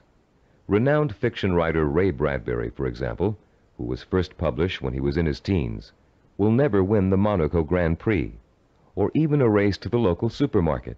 Why? Because he never learned to drive a car, a skill most of us acquired long ago without thinking about it twice. A friend of ours who is independently wealthy, a local politician, a publisher of fine art books, and a world traveler, wears finely crafted boots with all his clothes, even his business suits. Is it part of his personal style? Yes. But his close friends know his secret. He never mastered the bow knot. This much admired man literally cannot tie his shoes. Recognizing how human and fallible your mentor really is, demystifying your role model, plays an important role in boosting your confidence in your own ability to succeed. If a man who cannot tie his shoes can become a politician, a publisher, and a self-made millionaire, what couldn't you accomplish with the same ambition and drive that got him where he is? This is a man who never let minor shortcomings hold him back. He and 1,000 other mentors will prove to you that you don't have to be perfect to succeed. In fact, you may be amazed to find out that there are a lot of similarities between you and your mentor. People with similar goals often think alike. The only substantial difference, then, between you and your mentor is the kind of self-disciplined effort he or she has applied to achieving a goal. If you apply the same kind of effort, you can be just as successful in achieving your goal. As a matter of fact, you can try on success for size by emulating your mentor's achievements while you're working toward a similar goal. Remember childhood dress-up games, playing pirate with a tinfoil sword and your mother's scarf wrapped around your forehead. Role-playing doesn't work only for children. It can give anyone who's striving to reach a particular goal a template to follow for achieving that goal. Hunter Thompson, who broke new ground in journalism in the 1970s with his gonzo style, picked up much of his technique by imitating one of the greatest writers in the English language, Charles Dickens. Thompson literally sat down and physically copied Dickens by hand, letting his mind and his muscles get used to Dickens' rhythm and style. Hour after hour, he copied Dickens' prose, word for word. And Thompson went on to become a successful and popular contemporary writer. The great 19th century psychologist and philosopher William James contended that if you want to acquire a positive habit or behavior, simply act as if you already have it, and you will. James was aware that the human nervous system is incapable of distinguishing between a physically real experience and a vividly imagined one, which means that once you select your mentor, all you need to do is act just like that person in order to be just like him or her. Remember General Patton? He acted just like Alexander the Great, and he won battle after battle against the Axis. What about Babe Ruth? He imitated Shoeless Joe Jackson and went on to achieve much greater fame than his role model. Or perhaps you've heard of a fictional character named Bunker Bean. Bunker Bean was a timid, weak boy, raised by his parents to think he would always be a failure, and he was. He failed in school, he failed with his friends, he failed in everything he attempted, until one day Bunker Bean ran into a fortune teller who told him he was the reincarnation of Napoleon and was destined to achieve great things. Bunker Bean was shocked out of his usual apathy by this revelation. Going to the library, he took out every book he could find on the legendary Napoleon Bonaparte. He bought posters of Napoleon and hung them up all over his room. And as he studied about the emperor, whom he really believed was his former self, he began to imitate Napoleon's habits, attitudes, and behaviors. Years later, Bunker Bean was a rich and powerful man. He had everything anyone could have asked for. Running into the fortune teller one day, he thanked her for changing his life by telling him about his former self. And to his astonishment, she laughed and told him she had lied to him years before, just to get his money. He wasn't the reincarnation of Napoleon after all. Bunker Bean was crushed. But since he had spent the many years acting like his role model, he found he couldn't shake the habits of success he had acquired. It was then that Bunker Bean realized that everyone is born with the potential to be a great achiever, if they can only believe they are. You don't need a fortune teller to set you on the road to greatness. You do need to find a mentor, study that mentor, realize his or her strengths and weaknesses, and start imitating the behavior that made your mentor the success he or she is today. If you were an actor preparing for a starring role, you'd spend months studying the script. learning your lines and rehearsing your part over and over again until you knew it inside out. Only then would you have the knowledge, skills, and confidence to make a glorious debut. If, as Shakespeare said, all the world's a stage, then finding a mentor is your way of choosing your own starring role. For a while, as you closely observe your mentor and learn the script, you'll be just an understudy. But then, one day, the stage will be yours. Acting as if has remarkable suggestive power. In a book called The Wind Walker, which was made into a powerful film, an aged blind Indian spends his days teaching the ways of warriors. Sitting late at night, reflecting on the day's lesson and the children's reactions to it, he recites a poem to the heavens, part of which goes, "And did you not see the glow of their faces when he called them men, when he called them warriors? And is it not so that we become most quickly the persons we think we are?" And later, this passage appears. He was making the children feel important, that one day they could be important. That was the way of a teacher, of a true man. Once you select your role models and learn about them and from them, you, like the young Indian children, should feel important, so that one day you will be important. This power of importance you draw from role models is really the power of possibility. Once you learn about your role models, their strengths and weaknesses, they become real and human to you. You stop worshiping them and begin to believe that you can become like them, or even surpass them. Once you make this realization, then your purpose becomes more real, more possible, and the fires of desire, fanned by the sense of possibility, begin to burn deep within your heart. And then, and only then, can you successfully begin the process of working persistently and progressively toward your vision and purpose. We're now reaching the heart of the action section of this program. In this session, you're going to learn how to transform your purpose into sensory-rich, emotion-provoking images of achievement. But before we do, let's quickly review the kinds of actions you've taken so far to begin your journey to achievement. In Session 4, you learned how to determine your purpose, the goal that represents the true desire of your heart and mind. This purpose is so important to you that you're willing to dedicate a great deal of time and energy to achieving it. It gives you a reason for living, and a reason for becoming the kind of self-disciplined achiever who can make it happen.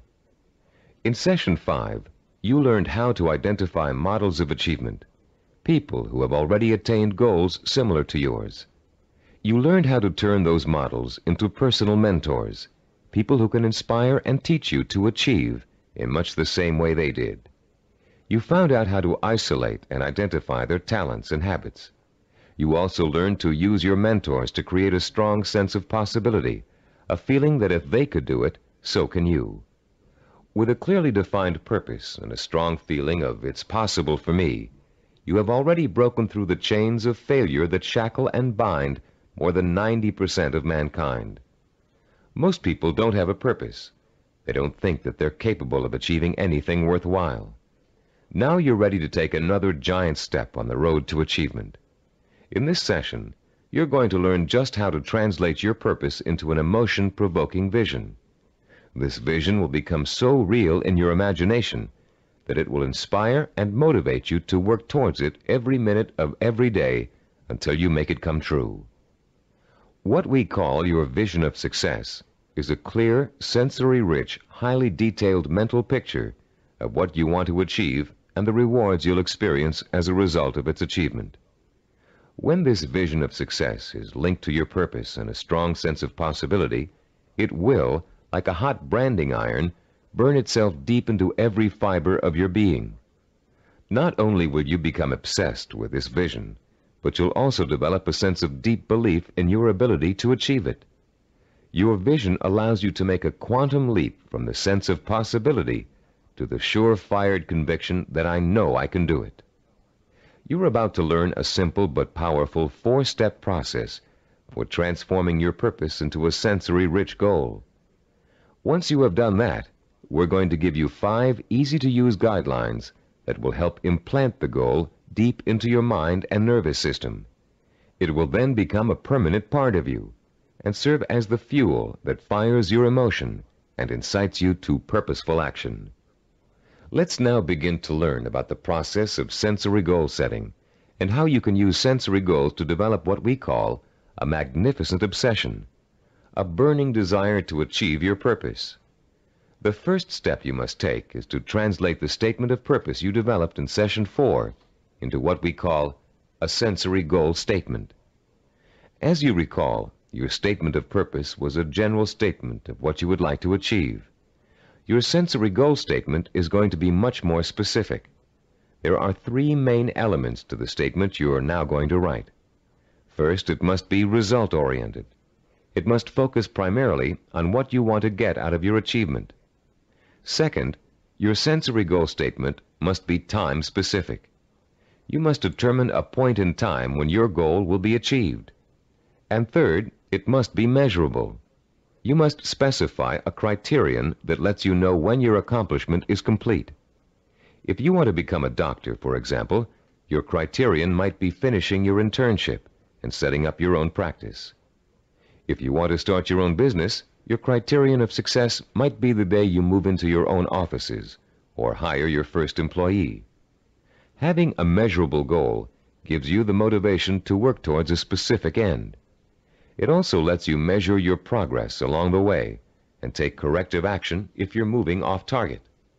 This sense of having a concrete reality to work for, combined with an actual time frame and a result to look forward to, fuels your drive and compels you to work persistently and systematically toward the ultimate success of your endeavors. Let's quickly look at a few examples of how a statement of purpose can be translated into a sensory goal statement. Let's say your statement of purpose reads, "I want to help cure disease." Your sensory goal statement might read like this: "In June of 1989, I will receive a medical degree." If your purpose is to become your own boss, then your sensory goal statement might read, "In January of 1987, I will open up a retail store of my own." If your purpose is to run a marathon, your sensory goal statement might read, "In June of 1986, I will enter the Boston Marathon and complete the 26-mile run in under 5 hours." Now turn to page 29 of your study guide and look at Form 6.1. There's a space there for you to write your goal statement down. Take a moment now to compose and write your sensory goal statement in the space provided. I'll pause for a minute while you do this.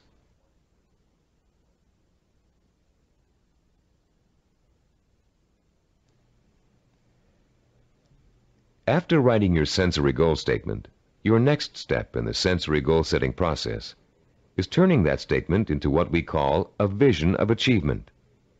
The first way in which you're going to do this is by finding photographs in books, magazines, and newspapers that show people living, experiencing, and achieving your vision. If your vision is to become a doctor, look for photographs of a medical school graduation ceremony. Find pictures of doctors involved in research.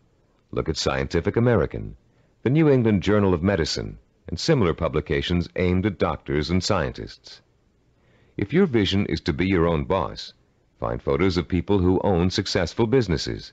Business Week, Industry Week, and specific retail trade publications are good sources to try. If your vision is to run the Boston Marathon, make photocopies of newspaper stories about marathon winners that you can find in the library, and check Runner's World and similar publications aimed at serious runners. The purpose of this exercise is to give you some concrete images to inspire your own personal images of achievement. You'll learn how to create those personal images in a few moments.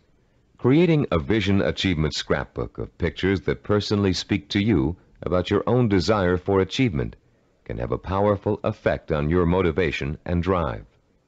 Devote some time today or this evening to locating these pictures, and in the future continually be on the lookout for more. The third step in the process of developing a sensory goal requires that you make a listing of all the advantages and rewards you will experience as the result of achieving your goal. For a few minutes, close your eyes and imagine that you have already successfully realized your ambition. How is your life different because of it? What recognition have you achieved? Has it made a difference with your family and friends? Has it made an impact on other areas of your life? Are you getting up at the same time in the morning, driving the same car to work? Are you going out more in the evenings, wearing different clothes? Turn to page 31 in your study guide, and in the space provided on Form 6.3, write down every single reward you can imagine resulting from the achievement of your goal. Don't just write down the general rewards, get as specific as possible. For instance, running the Boston Marathon may greatly boost your self-confidence and increase the respect you get from family and friends.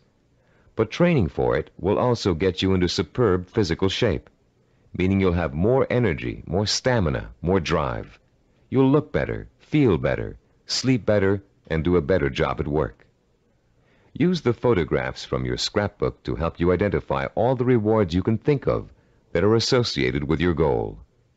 And when you're finished writing them down, you'll be ready to translate them into a vision that will stimulate your emotions, provoke your desire, and incite you to positive action.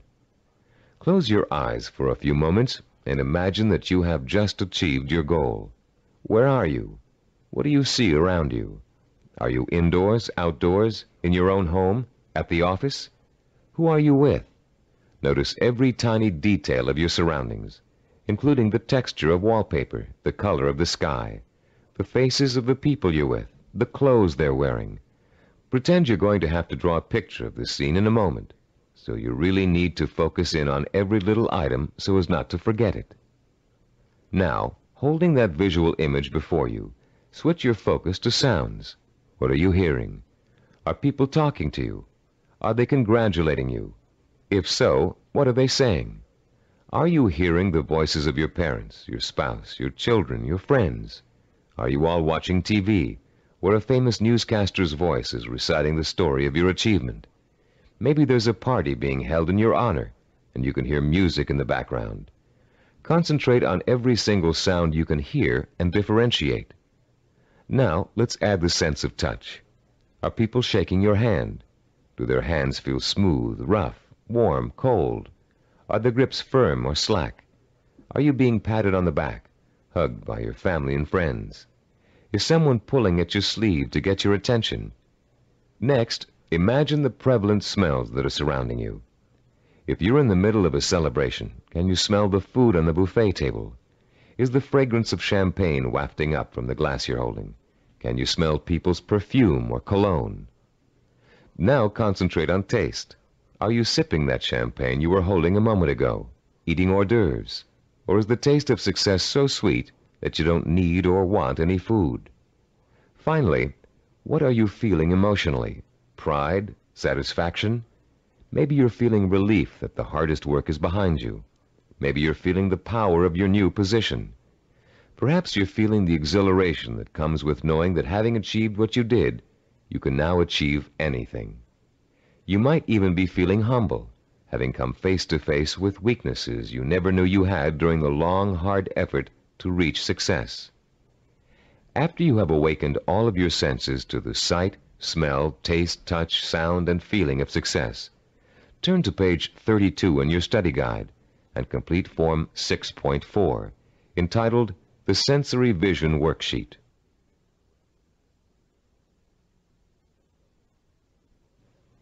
The four-step process we have just outlined takes you on another emotional journey that gets progressively richer, clearer, and more potent. You start with a specific statement of what you want to achieve and when you want to achieve it. Then you gather inspirational photographs of others who have achieved what you want to achieve.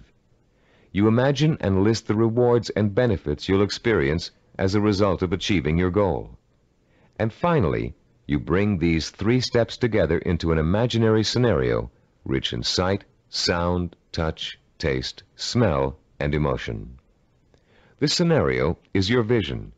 It is the driving force behind all of your thinking and activity. The more intense and more detailed your vision is, the more emotional power it will pack. The more often you conjure up your vision, the more drive and sustaining power you'll have behind you. This drive and power will in turn enable you to develop working plans, working habits, knowledge and skills you need to achieve your goal. And it will help you to persist and persevere until it is accomplished. Now that you've imagined reaching your goal in all of its sensory detail, you're going to have the opportunity to record it on tape. Don't leave out a single sensory detail. The richer your description, the more powerfully it will affect your ability to keep striving to reach your goal, day after day, week after week, month after month.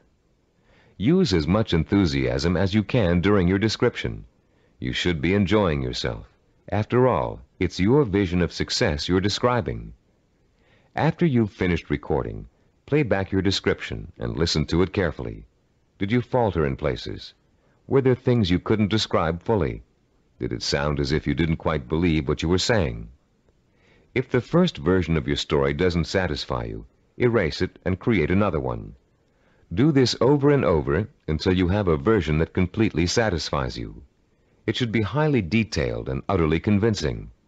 And if, along your path to achievement, you find your goal changing shape or form, just record a new version that better fits your new goal.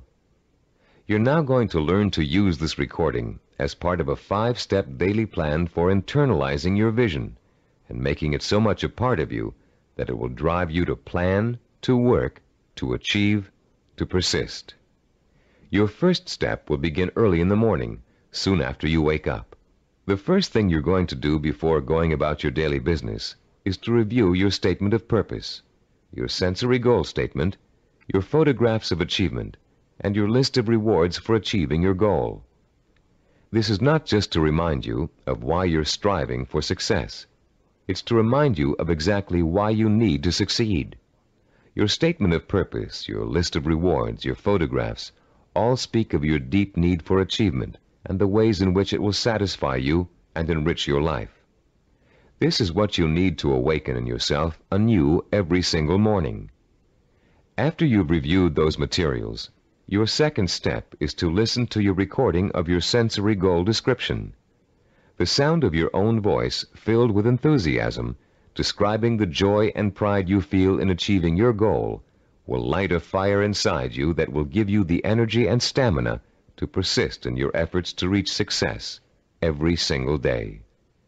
And during the day, as part of step 3, you must take a few moments out from whatever you're doing, close your eyes, and imagine your sensory goal in all its richness and brilliance. Recall the touch, taste, smell, sight, and feel of success. Relive your emotional reactions to it. Keep the obsession to achieve burning in you all the time by remembering this vision as often during the day as possible. For step 4, at night you must mentally review all the events that occurred during the day. Did you have new experiences that could help you fuel your vision and make it richer and clearer? Make another recording that reflects your new thoughts and feelings. Step 5 consists of listening once more to your sensory goal description before going to bed. And as you're falling asleep, play your sensory-rich scenario of achievement over and over again in your head. This 5-step plan will refuel and reinforce your motivation for achievement, and it will help to give you daily feedback on how well you're progressing toward your goal. But remember, there will be setbacks and mistakes along the way, and there will be readjustments in your thinking and planning about what you want to achieve and how you want to achieve it. You'll find yourself adjusting your course just as you adjust your steering wheel while driving on a winding road. This is to be expected, because there is no effortless path to achievement. For this reason, we suggest you record your vision over again at least every 2 weeks. That way, it can keep pace with your daily experiences and changes in outlook. You've come a long way in this session. You've turned a general statement of purpose into a specific statement of what goal you want to achieve. You've put an achievement date on that goal. You've gathered pictures of it. And you've learned to turn it into a living, breathing vision of success that evokes the kind of strong emotions you need to sustain a long, hard effort of achievement. Now is the time to record your vision. Take your time and do it as many times as necessary until you are satisfied with the results. Remember, you're going to be listening to it twice a day, so it needs to be rich and rewarding. You may find you need several tries before you successfully record a vision that satisfies you in its richness of detail and intensity of emotion. Do as many versions as you need until you get the one that sounds just right. If your goal changes, record a new version. If you've reached your goal and want to pursue another, create a new vision and record it. Remember, include all the details and be as enthusiastic as possible. Now, begin your own narration of what it would look, taste, touch, smell, sound, and feel like to achieve your goal. What you can do, or dream you can do, begin it. Boldness has genius, power, and magic in it. These immortal words, written by the great German philosopher and dramatist Johann Wolfgang von Goethe, perfectly set the stage for what you're going to learn in this session. Here, we're going to help you turn the vision of what you want to achieve into an action plan. In Goethe's words, to boldly begin your dream. You already have the vision. You believe in it and in your potential to achieve it. Now we're going to work on a practical, step-by-step process through which your vision can be brought to life. For, as former United States President Theodore Roosevelt said, dreams are a dime a dozen. Everybody's got dreams. It's their execution that counts. Planning is the logical mapping out of where you want to go and how you want to get there. Seneca, the Roman philosopher, captured the importance of planning when he said, "When a man does not know what harbor he is heading for, no wind is the right one." Planning helps you focus your direction and organize both your time and resources. Every moment spent in planning saves 3 or 4 in execution. In this session, you're going to learn a simple yet powerfully effective system of planning, of organizing any goal you want to achieve into logical, easy-to-visualize steps. This system is applicable to any type of task or project, from building a deck to getting a medical degree.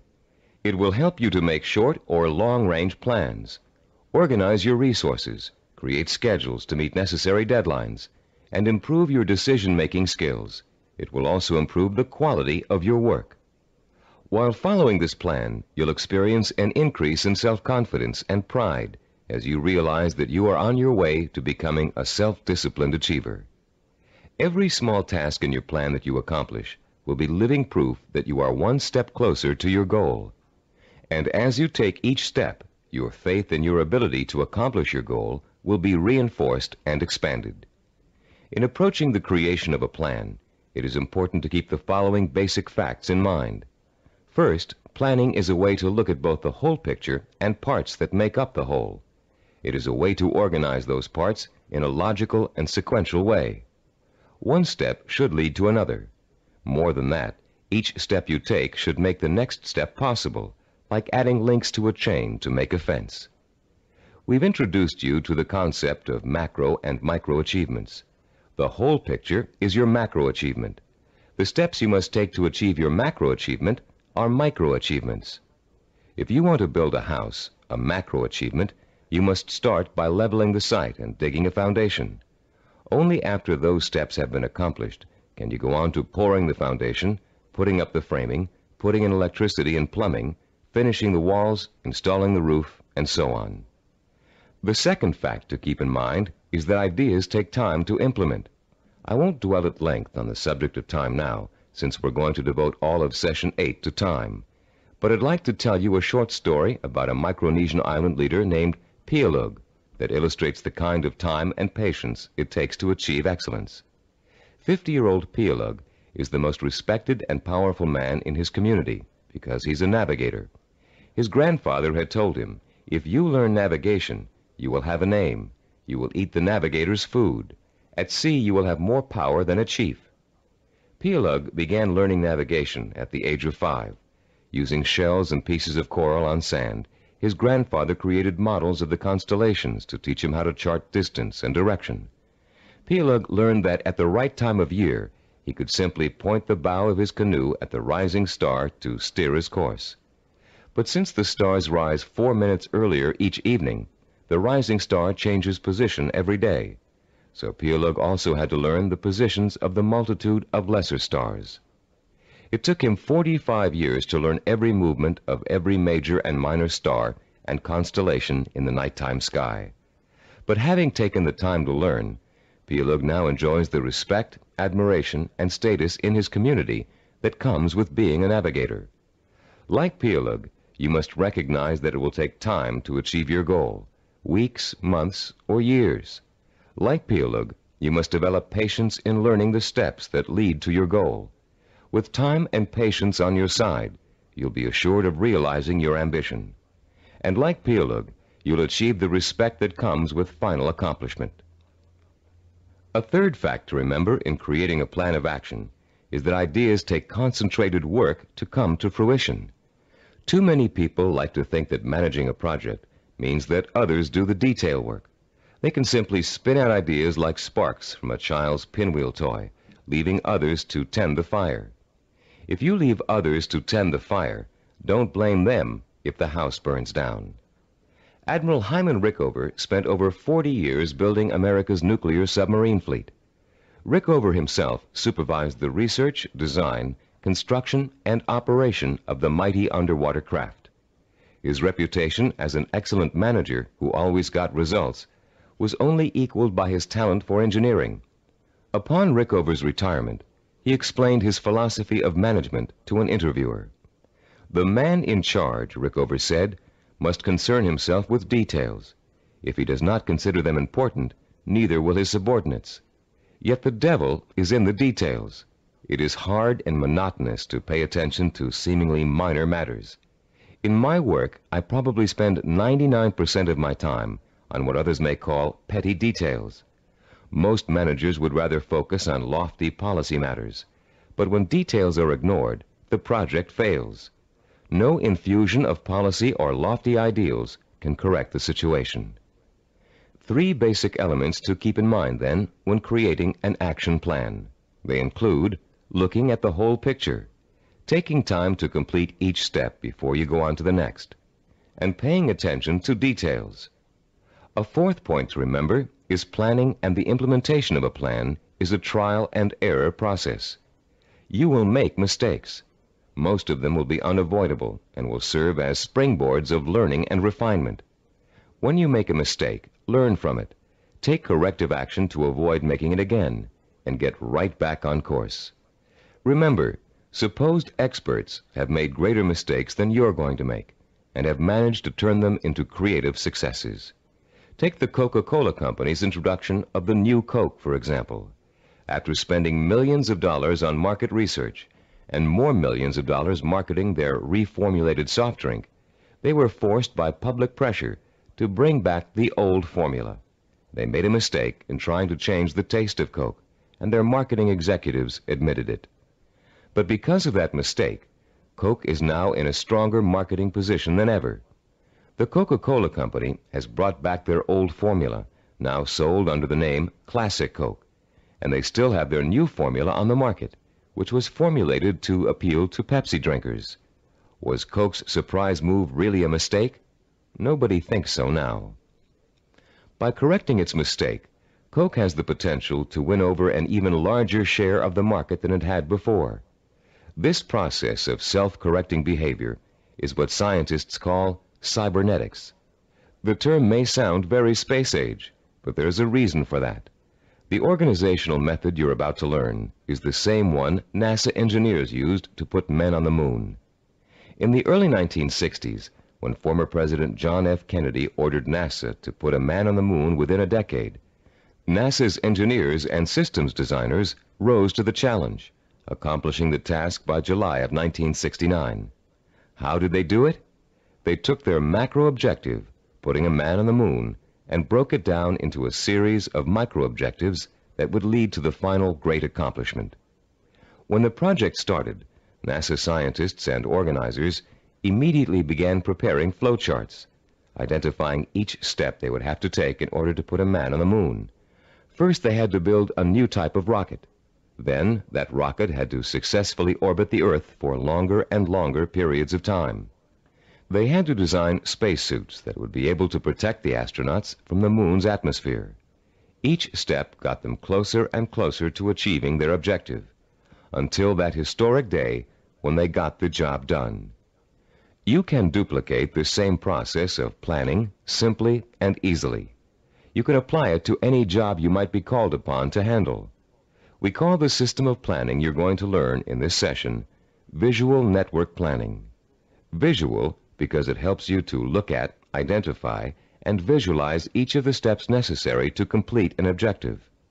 Network because each of the steps are connected together to show how they lead to your goal. The instructions and examples that follow will show you how you can quickly and easily put the visual network planning system into immediate operation. There will be 7 steps involved. First, you'll write your objective. Second, you'll break it down into major steps we call activities. Third, you'll organize the activities in logical order. Fourth, you'll design a visual network. Fifth, you'll estimate how long each activity will take to complete. Sixth, you'll determine what we call critical path and float. And seventh and last, you'll assign actual calendar dates to each activity. Don't worry about remembering all of these steps now. We'll go over them one by one, with examples to help you understand them. For now, as we begin our discussion of this powerful planning system, you'll need to refer to your study guide and follow along as I explain each concept. I'll pause here for a few moments while you locate the page. First, let's discuss the 4 basic elements of visual network planning. Look at diagram 7.1 on page 36. The first element is what we call an activity box. An activity is a step or task that must be completed in order to achieve a goal. The name of the activity is listed in a box.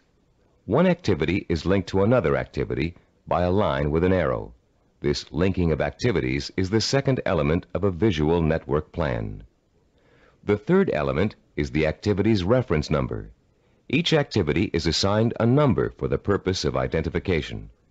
The number is circled and located in the upper left-hand corner of the activity box.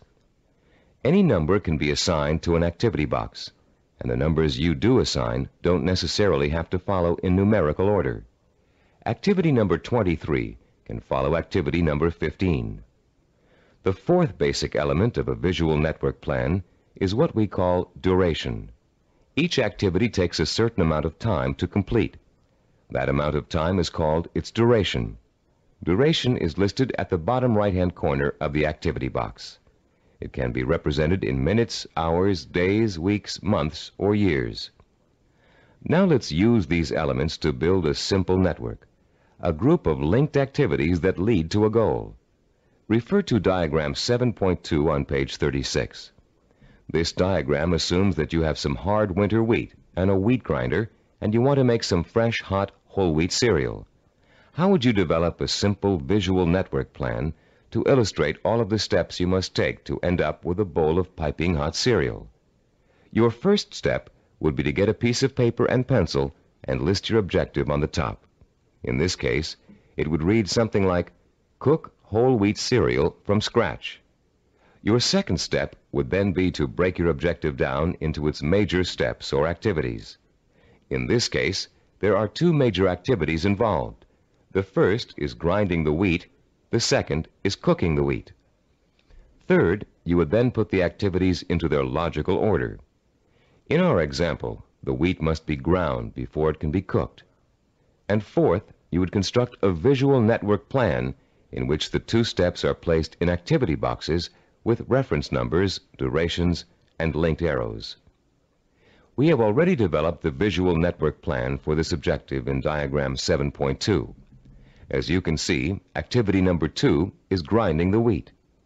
Activity number 4 is cooking the wheat. When activity number 2 has been completed, having taken 2 minutes, activity number 4 is ready to begin. Activity number 4 takes 7 minutes. Reaching your goal of making a bowl of fresh, hot, whole wheat cereal takes a total of 9 minutes. This simple visual network plan shows you how many activities you need to complete before your goal can be accomplished. In this case, 2. and how long each activity will take. In this case, 2 minutes and 7 minutes. The example is very elementary. If you look at diagram 7.3 on page 37, you'll see a slightly more complex visual network plan. In this case, our goal has 2 activities that are dependent upon the completion of 1 activity. Here our goal is to get both a car and a motorcycle out of a garage. Neither can be accomplished without opening up the garage door. Notice also that activity 5, labeled Getting the Car Out of the Garage, is independent of activity 7, labeled Getting the Motorcycle Out of the Garage. Both activities 5 and 7 can be accomplished at the same time, providing you have someone to drive each vehicle and providing the door is opened first. In this example, note that 5 of the 7 steps of visual network planning have been completed. 1, the objective has been written. 2, the major steps of the project have been identified. 3, the steps have been put into a logical order. 4, they have been organized into a visual network. 5, each activity has been assigned a time estimate for completion. Now let's examine step 6, the concepts of critical path and float. To help you follow along in our explanation, turn to page 38 of your study guide and look at diagram 7.4, titled Critical Path and Float. As you can see, we have expanded our visual network plan for cooking cereal to one for cooking and eating cereal. The new objective is to prepare and eat freshly ground whole wheat cereal in 15 minutes. Look at the visual network plan. You now have 3 separate paths that come out of activity 3, grinding wheat. Going from the top down, the first path is made up of activities 3, 5, and 11. The middle path is composed of activities 3, 9, and 11. The bottom path includes activities 3, 7, and 11. Look at the 3 paths individually and total up the amount of time each will take. The middle path will take a total of 14 minutes to complete. The top path takes only 8 minutes. The bottom path takes 9 minutes. Look at your objective again. Your goal is to cook and eat the cereal within 15 minutes. If you are to complete your objective on time, the activities on the longest path must all be completed on schedule. The longest path on a visual network plan is known as the critical path. The activities on the critical path are called critical activities and are vital to the success of the project. The non-critical activities, those not on the critical path, can be delayed without affecting the result. These activities have what is called float. Float is the amount of time an activity can be delayed without affecting the completion of the project. In diagram 7.1, grinding the wheat, cooking the wheat, and eating the cereal take the longest amount of time and are thus on the critical path. Getting the bowls and milk can be delayed without affecting the schedule. Therefore, they both have float. Diagram 7.5 on page 39 is the visual network plan we use here at Cybervision Systems to develop our programs. Study the plan and try to determine the critical path. Which activities take the longest amount of time to complete? As you can see, activities 11, 13, and 15 are on the critical path. Activities 17 and 19, and 21 and 23, which take a total of 10 weeks to complete, have 6 weeks of float. Because of the amount of time it takes to complete the critical path, these activities can be delayed for 6 weeks without affecting the schedule. On the other hand, if any of the activities on the critical path are delayed, the whole project will be late. Identifying the critical path of your project enables you to gain control by knowing what your priorities are. You can then concentrate your efforts on getting those priority items done, letting the others float until you have time to take care of them too. The 7th step in developing a visual network plan is to assign calendar dates to each of the activity boxes. Once you're ready to commit your project to firm starting times, you must insert completion dates for all activities along the critical path. For example, if we were to begin our audio program development on January 5th, and the first activity on the critical path, developing a program idea, has a duration of 1 week, then the activity box showing the completion of this task would have a target date of January 12th. That date, and all others on the critical path, must be met in order for the project to be completed on time. A delay in finishing a critical path activity will result in the delay of the project. But critical path dates have another function besides keeping your project moving on time. These target dates also serve as guides for the float events that lead to your goal. You can position your float activities to coincide with your critical target dates in such a way as to complete them when it's best or easiest for you to work on them. These activities can be worked into your schedule because they can be delayed until it's most convenient for you to do them. Visual network planning works for macro goals and for micro goals. You can create one visual network plan for a macro goal, such as becoming a doctor, and create another visual network plan for getting through medical school. In diagram 7.6 on page 40 of your study guide, we've outlined a simple visual network plan for someone with a macro goal, becoming a neurologist. Each of the activities listed on this plan, which takes a total of 15 years of post-high school study, can be turned into a micro-network plan of its own.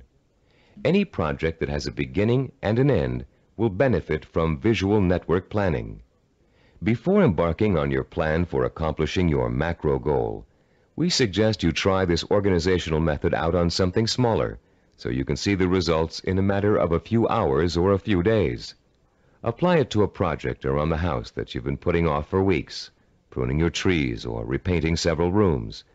This will give you a chance to get used to organizing your activities in a logical and systematic way. In using this plan, you'll learn the meaning of hard work and patience. You'll find yourself tempted to skip certain steps and leap ahead to something you feel like doing right away. But when you do go off your schedule, your project won't be completed in time, and you'll begin to see how important it is to stick to dates and schedules if you want to realize any goal. Using this plan will also reward you with a sense of self-disciplined accomplishment. As you complete each task on your path to success, you can mark it off on your chart and be proud that you've done it.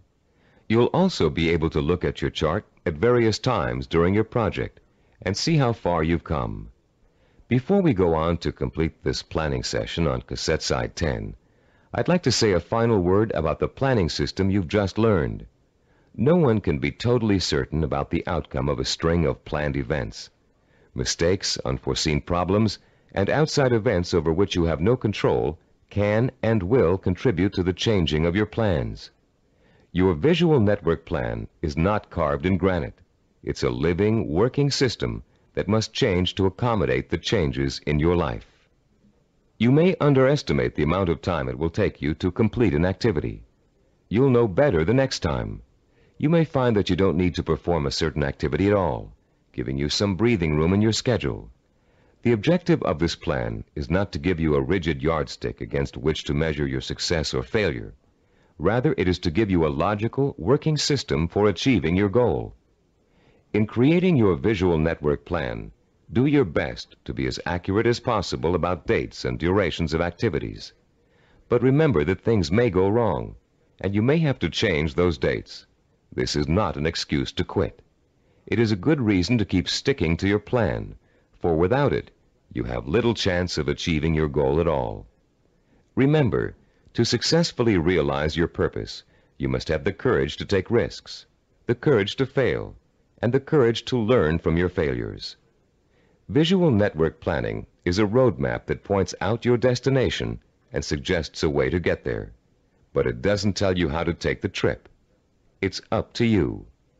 On the next side of this tape, you'll take the exciting step of developing your own visual network plan, and you'll write your own story of achievement in a way that brings home the power and reward of final success. Now that you've been introduced to the guidelines of effective planning, you're ready to turn your own purpose and vision into macro and micro plans. As you do, keep in mind the following suggestions. First, the instructions on how to develop a visual network plan are guidelines only, and not a rigid set of rules. Use the principles we've discussed as a guide to meet your own specific needs. Second, take the time to work at converting your goal into a visual network plan. You'll probably need to come up with a number of rough versions before you arrive at your finalized plan. Don't get frustrated. The very act of planning will force you to think logically and use your creativity. More importantly, your vision will go from the abstract to the concrete, a step most people aren't able to take or don't know how to take. In developing your personalized visual network plan, you'll find that this system will become one of the most valuable tools you'll ever use. So study it thoroughly, familiarize yourself with the steps, get to work, and be patient. After you have developed your first visual network plan, there's an exercise I want you to complete. Take your plan and put it in front of you.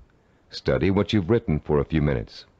You have a stated objective, a list of activities, and a time frame.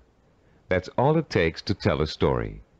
So I'm going to ask you to tell the story of the achievement of your own goal. Only you're going to tell the story in the past tense, as if your goal has already been achieved. In your story, pay attention to details. How long did it take to reach your goal? What did each step along the way feel like? Did you have to reevaluate your goal in the process of achieving it? What did you discover about yourself along the way that led to the successful achievement of your ambition? Keep your story simple. Pretend you're talking to a friend. Be enthusiastic. Be proud. Give your friend a step-by-step description of just how you did it. First I did this, then I did that, and this happened along the way, so here's how I took care of it, and so on. Now you're going to tell your story on tape to describe your success in sensory-rich detail, with all the enthusiasm you can muster, as if it finally really happened. When you're done, you'll have a record of your success that you can refer to again and again for inspiration.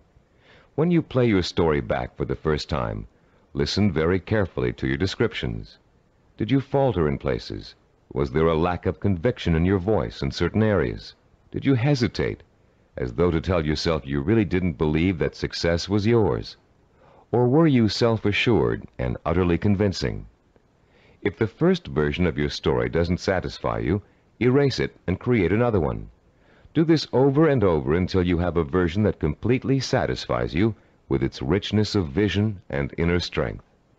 When you achieve your goal, you can use this same method of storytelling in pursuing another one. Always make sure that your story rings true and offers real inspiration to you when you hear it. Remember, don't be afraid to brag and relive the success you've already accomplished in your imagination. You've already taken an important step in mastering the science of self-discipline by learning how to turn your most important goals into step-by-step plans for achievement. Now comes the time to roll up your sleeves and learn how to put these plans into action. This is an exciting moment for you and a turning point in your quest for success. Up until now, you've learned how to prepare for achievement. Now you're going to learn how to actually tackle the hard, efficient work that is the bread and butter of achievement itself. Notice we said hard, efficient work, not just hard work. Hard work alone doesn't guarantee success. In fact, many unfortunate people spend a great deal of time working very hard and never get anywhere in spite of it. Making intelligent and efficient use of your time is of paramount importance in achieving your goal, especially when that goal may take years to achieve. In this session, you're going to learn how to manage your time and effort so efficiently that you won't waste one valuable moment in your journey to achievement. You'll learn how to find time in an already busy schedule to work on the micro tasks that make up the stepping stones to your macro purpose. You'll find out why what we call seasoning, a special way of looking at time, is so critically vital to your success. You'll learn how to actually quicken time, make hours seem like minutes, weeks seem like days, and years seem like months. And you'll learn once and for all how to develop the do-it-now habit, allowing you to permanently overcome the world's #1 cause of failure, procrastination. By the time you finish this session and complete the corresponding exercises in your study guide, you'll be equipped with a new attitude towards time and achievement, and you'll be ready to begin systematically putting your step-by-step plans into purposeful, disciplined action. Let's now begin exploring the fascinating principles of using and managing time that can make the difference between success and failure. To begin at the beginning, let's talk a little bit about the relationship between time itself and achievement. We all know that it takes time to accomplish something. Depending on what you'd like to accomplish, it may take a little bit of time or a great deal of time. The same goal can also sometimes be achieved in less time or more time, depending on how good a job you want to do in achieving it. Think about any small task you might be confronted with around the house. Let's say one of your doors is stuck and needs planing in order for it to open and close easily. There are lots of ways you could accomplish that task and lots of shortcuts you could take. But in order to do a really good job, you know you should measure the door and doorway opening, figure out how much wood you need to remove, take the door off the hinges, and mount it on a sawhorse and plane it down until it reaches the right size. This approach may take longer than some others you can think of, but it's the best way to achieve your goal. And when the job is done properly, you know that door will never get stuck again. The person who takes the time to do the job right is the epitome of the self-disciplined achiever.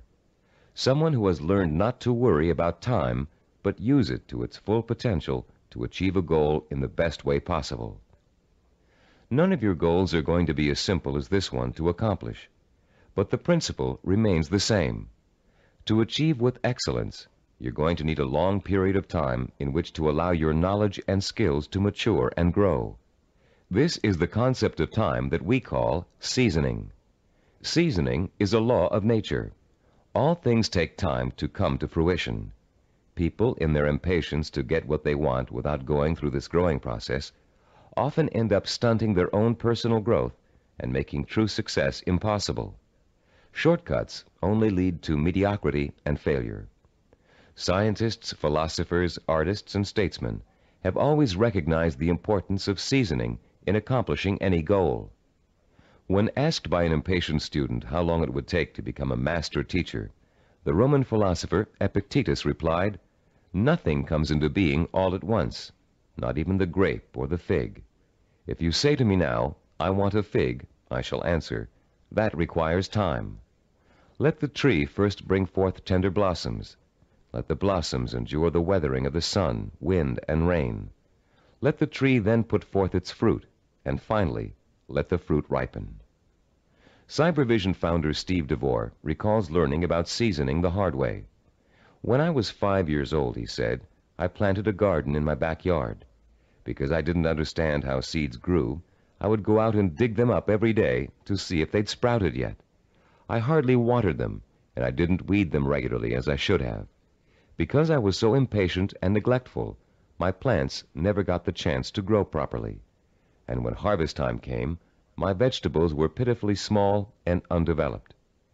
I had a friend next door, a slightly older boy who understood the principles of gardening. He let his plants grow and ripen in their own time, helping them along with regular watering, fertilizing, and weeding. He enjoyed a bountiful harvest that summer, and I learned a lesson about patience and self-discipline." All great achievers not only understand the concept of seasoning, but they value it greatly. They know that success cannot be hurried. They know that to try to hurry it is to ruin it. They understand that every step along the road to achievement is a necessary one and a small achievement in itself. And they also know that getting there can and should be half the fun. Self-disciplined achievers are willing to pay the price of time to realize their ambitions. They are not intimidated by the thought of having to work and study for 5, 10, even 15 years. Their commitment to a goal is absolute, and their vision of success is unwavering. The self-disciplined achiever knows that if what he wants will take 5 years to achieve, the 5-year effort will be worth it. He knows that those 5 years are going to pass anyway, and he has a choice about whether to spend them preparing for success or wasting the time thinking and dreaming about what he'd really like to do. For the self-disciplined achiever, there is no choice. He'll gladly spend those 5 years working and studying to achieve his goal. Does several years seem like a long time to you? Think how fast the last 5 years of your life have gone by. What did you do during that time to make achievement possible? If you had been working steadily towards your goal all that time, you could have achieved it by now. Let's say you're 34 years old and your dream is to become an architect. You know it will take you 6 years of schooling and apprenticeship before you can get a good job with a respected architectural firm. But that means you'll be 40 years old by the time you reach your goal, and you feel you just can't wait that long. Stop and think. You're going to be 40 years old in 6 years whether you study architecture or not. And if you choose not to study it now, in 6 years, you'll be in the exact same position, wanting to be an architect and knowing it will take you 6 years to get there. Only by then, you'll have to work until you're 46 to achieve your goal. You can get there in 6 years by starting now, or you can choose to give up hope of ever getting there at all. If you really want to achieve your goal, 6 years won't seem like such a long time. As you'll find out later in this session, to the self-disciplined achiever, the 6 years will go by very fast. Impatient people want things to happen overnight. In the words of French philosopher Blaise Pascal, they anticipate the future as too slow in coming. And in being unwilling to devote hours of time to the kind of seasoning it takes to become accomplished at anything, they waste their lives by doing nothing at all, and they wonder why they always feel so unfulfilled. How many youngsters have you known who came home from a rock concert determined to learn to play the guitar? It looked easy when the group on stage was playing, so the youngster goes out and buys a guitar and takes his first few lessons. And all of a sudden, it becomes apparent that it's not easy. It's going to take years of hard work and effort to learn to play really well. So the youngster loses interest and gives up, bored with the tedium of practicing scales for hours. Yet the professional musicians he's watched have put in years of practice to get where they are, and where the youngster would like to be. The great artist Pablo Picasso was once approached by an admiring woman in a restaurant. Having recognized him, she asked him to draw something, anything, on a napkin for her. She told him she'd pay him whatever he thought was fair, if only he would provide her with this impromptu work of art. Picasso agreed and spent 5 minutes drawing a picture on the napkin. When he was finished, the woman picked the napkin up in delight. How much did he want for the picture, she asked. Calmly, Picasso replied, $10,000. Dumbfounded, the woman began to argue with him that a picture drawn on a napkin in 5 minutes couldn't possibly be worth that much. But Picasso just smiled and said, Madame, it may have only taken me 5 minutes to draw the picture, but it took me 40 years to learn how to draw it. 40 years. Does that seem like an interminable amount of time? To a master artist seeking the ultimate expression of his talent, a great scientist seeking a cure for disease, or an ambitious businessman trying to turn a small company into a Fortune 500 corporation, 40 years can seem to fly by overnight. To the dedicated, self-disciplined achiever, time is nourishment for what he wants to accomplish. And that time is well spent, taking step after step in a continuous effort to achieve a specific goal. The achiever does not get sidetracked. Every day he concentrates on the micro tasks that make up his macro purpose. And each completed micro task becomes a source of pleasure and a reward in itself. Top newscaster Eric Sevareid achieved his macro purpose by actually ignoring it. Instead, he concentrated on the micro purposes that would help him accomplish his goal. Sevareid tells the story in his own words. Once when I relinquished my job and income to undertake a book of 250,000 words, I could not bear to let my mind dwell on the whole scope of the project. I would have surely abandoned what has become my deepest source of professional pride. I tried to think only of the next paragraph, not the next page, and certainly not the next chapter. Thus, for 6 months, I never did anything but set down one paragraph after another. The book wrote itself. Years ago, I took on a daily writing and broadcasting chore that has totaled now more than 2,000 scripts. Had I been asked at the time to sign a contract to write 2,000 scripts, I would have refused in despair at the enormousness of such an undertaking. But I was only asked to write one, the next one, and that is all I have ever done. You can learn to work in microtasks by following your step-by-step plan for success and concentrating only on each step at a time. But you cannot learn seasoning as if it were a skill. Seasoning is an attitude that must be adopted and made part of your mental framework if you are able to achieve your lifelong purpose. It is crucial to self-discipline. More than that, it is actually at the heart of self-discipline. Besides seasoning, the self-disciplined achiever experiences something we call time quickening. Time quickening does not mean taking shortcuts, as you might first guess. Rather, it represents what happens to your perception of time as you become involved in the pursuit of your goal. Time quickening is an almost magical experience where time seems to disappear and you know you're in complete control of what you're doing. When it happens, you feel energetic, concentrated, and completely absorbed in your task. We've all experienced time quickening when we're doing something we particularly enjoy.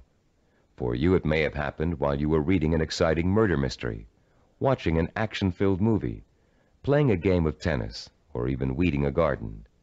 Time quickening takes place whenever you find yourself completely engrossed in something to the point where nothing can distract you. The moments fly by so quickly, you're just not aware of them. Past and future seem to disappear, leaving only you and the task you're engaged in. And after what only seems like minutes, you look up and notice in shock that a great deal of time has passed.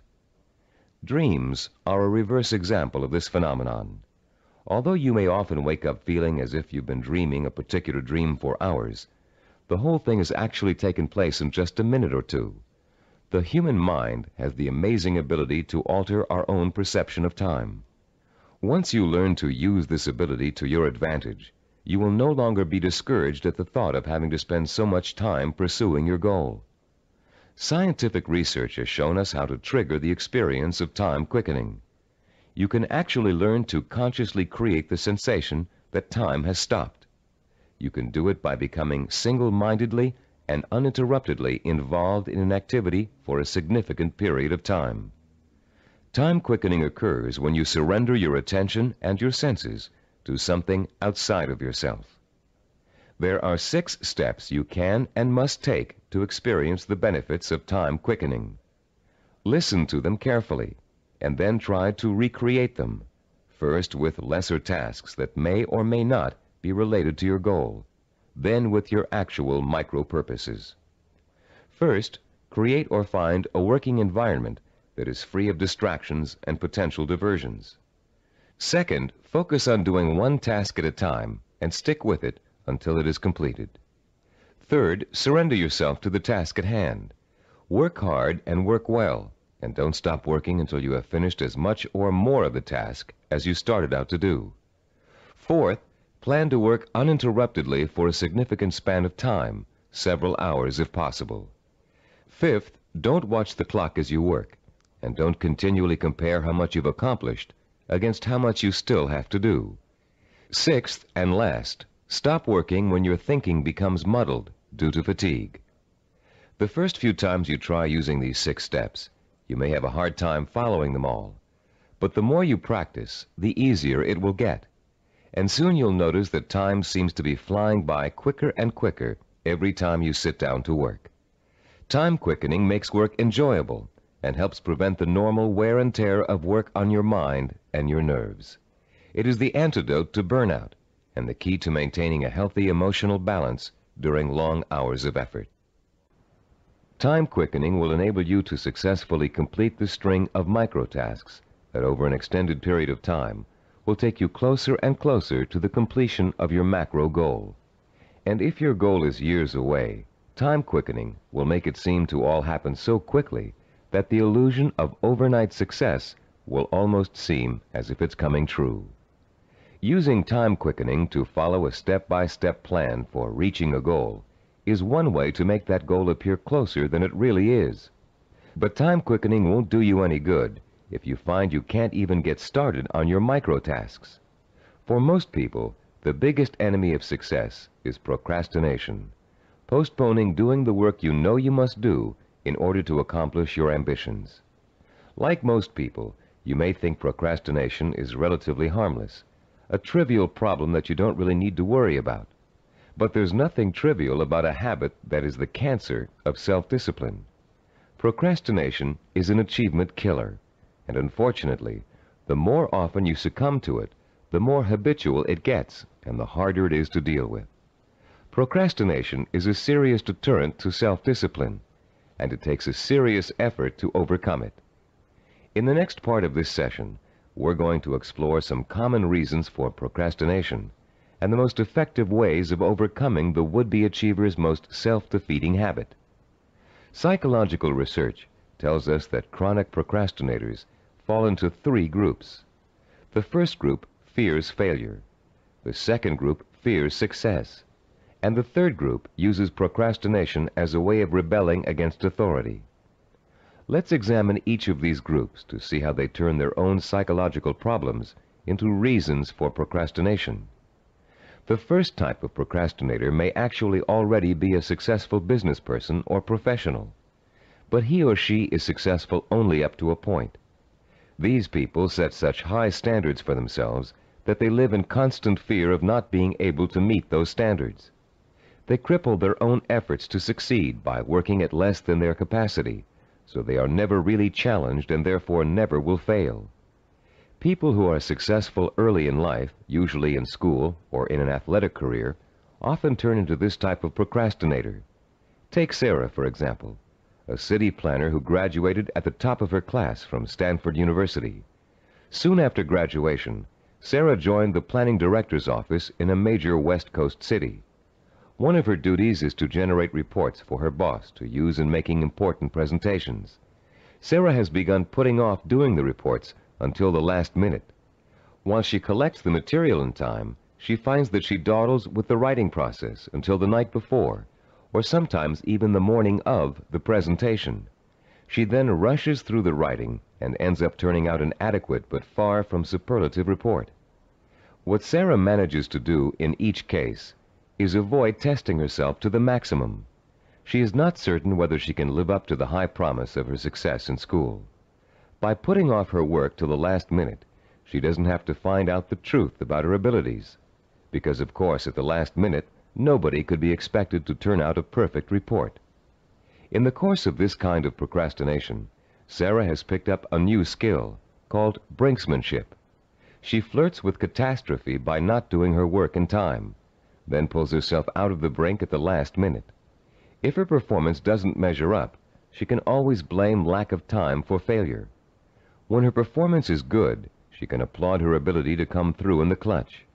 All that Sarah is proving is that she can do an adequate job at the last minute. The real test, what she'd do with the report if she took the time to work on it, has never been faced. The second group of procrastinators are afraid of the very thing most people are striving for: success. Some of these people are simply afraid to stand out from the crowd. They don't want to be seen as different. Many are afraid that if they are too successful, they will outgrow marriage partners, families, or friends. These people limit their own performance, actually holding themselves back, because they fear the kind of change success may bring to their lives. The third group of procrastinators is constantly rebelling against authority. These are the people who put off doing their work because it gives them a feeling of control over their boss. Rebellious procrastinators spend their lives reacting to a fear of being controlled or dominated. Whenever something is expected of them, they react by procrastinating just to prove that they are the ones in power. If you're a procrastinator, you probably fall into one of these 3 groups, or you may find you have a little bit of each type of procrastinator in you. Understanding the reason for your procrastination is your first step towards overcoming it. It's especially important for you to realize how self-destructive and self-defeating procrastination is. Whether you're rebelling against someone or responding to an inner fear, procrastination will eventually hurt you in everything you try to do. There are a number of techniques you can use to help overcome the habit of procrastination and replace it with energetic, efficient, inspired action. William James, the great Harvard University psychologist and philosopher, who already taught us in Session 5 the value of acting as if we are what we want to be, has a very practical solution to procrastination. James suggests, do something every day for no other reason than you would rather not do it at all. Listen again. Do something every day for no other reason than you would rather not do it at all. What James is really telling you to do is to replace the habit of procrastination with the habit of action. As soon as you catch yourself thinking, well, I won't do that now, I'll do it later, you must immediately do whatever it is you're procrastinating about. Self-disciplined achievers also use two special time management techniques to overcome the tendency to procrastinate. The first is called Swiss cheesing. The second is called unscheduling. Swiss cheesing is another term for dividing a macro purpose into a series of micro tasks. The management consultant who invented the term conceived of it as a way of poking holes in a large task to make many smaller tasks. If you have a task that will take 2 hours, Swiss cheesing it creates 8 15-minute segments, or 4 30-minute segments, or however many smaller segments you need to get the task done. Breaking a macro purpose down into micro tasks makes it seem much less formidable.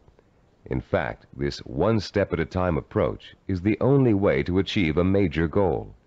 Without losing sight of what you want to achieve, you should never go around thinking about the enormity of your major purpose. You must concentrate only on achieving one small step at a time. Unscheduling also helps you to overcome procrastination and get on with your project in the most efficient way possible. Sometimes you know you're going to need so much time to complete a task that you won't even start it.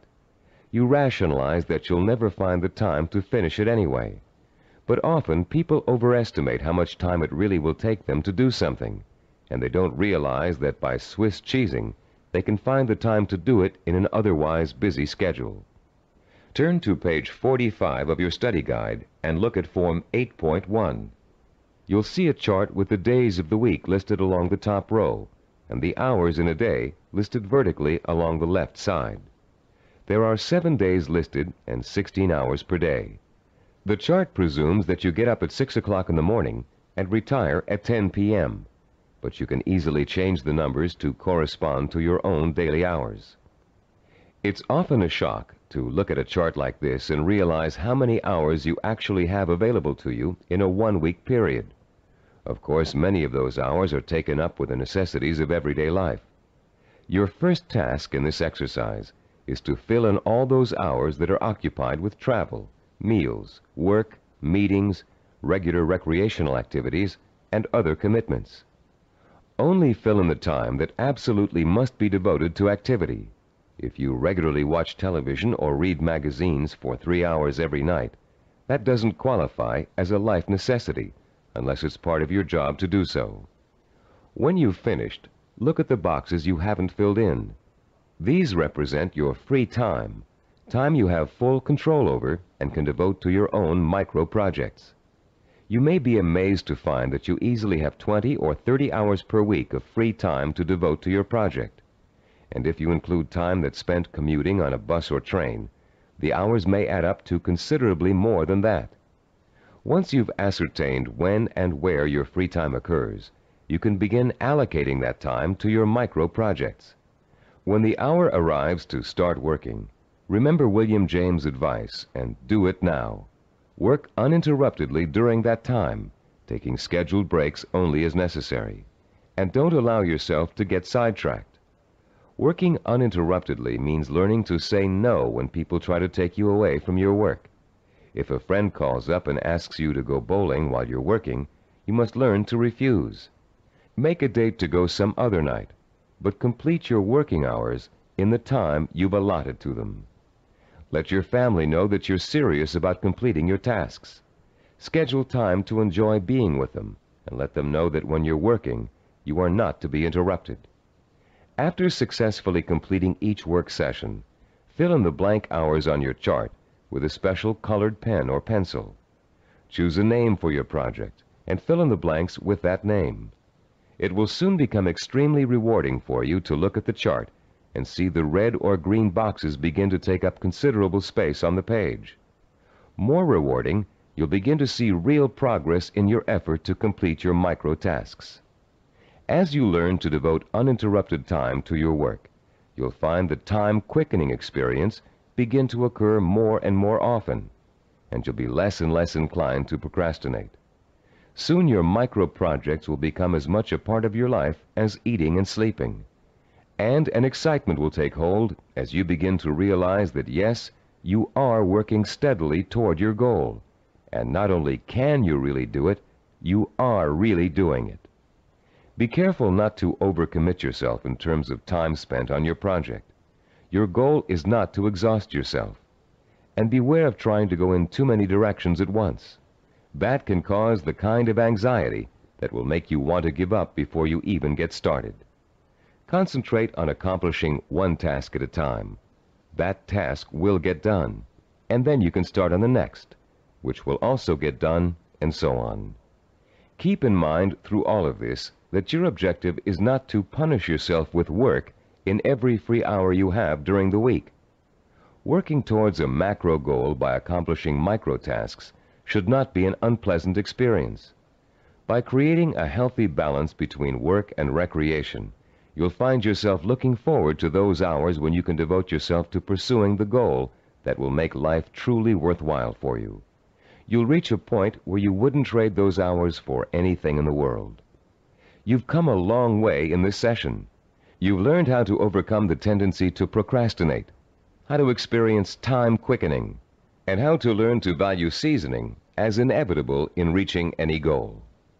We'd like to make one more suggestion to you before ending this session. Put up a sign at your desk, table, or other workspace. A sign in big, bold letters that you can see every time you look up. This sign should say, "Use time or lose time." Let it serve as a constant reminder that time marches on, whether you're working toward your goal or not. And every minute that you are devoting to your micro projects is bringing you just a little bit closer to achieving your life's ambition. In the next session, you'll find out how self-disciplined achievers master the skills and knowledge they need to make their vision a reality. And you'll learn to broaden your own new field of knowledge by overcoming your learning blocks and harnessing your built-in powers of intelligence and discipline. In this session, we're going to talk about how you can identify and learn the knowledge and skills you need to master in order to achieve your vision and purpose. As we've repeated throughout this neuropsychology of self-discipline program, any goal worth achieving takes preparation and careful, patient work.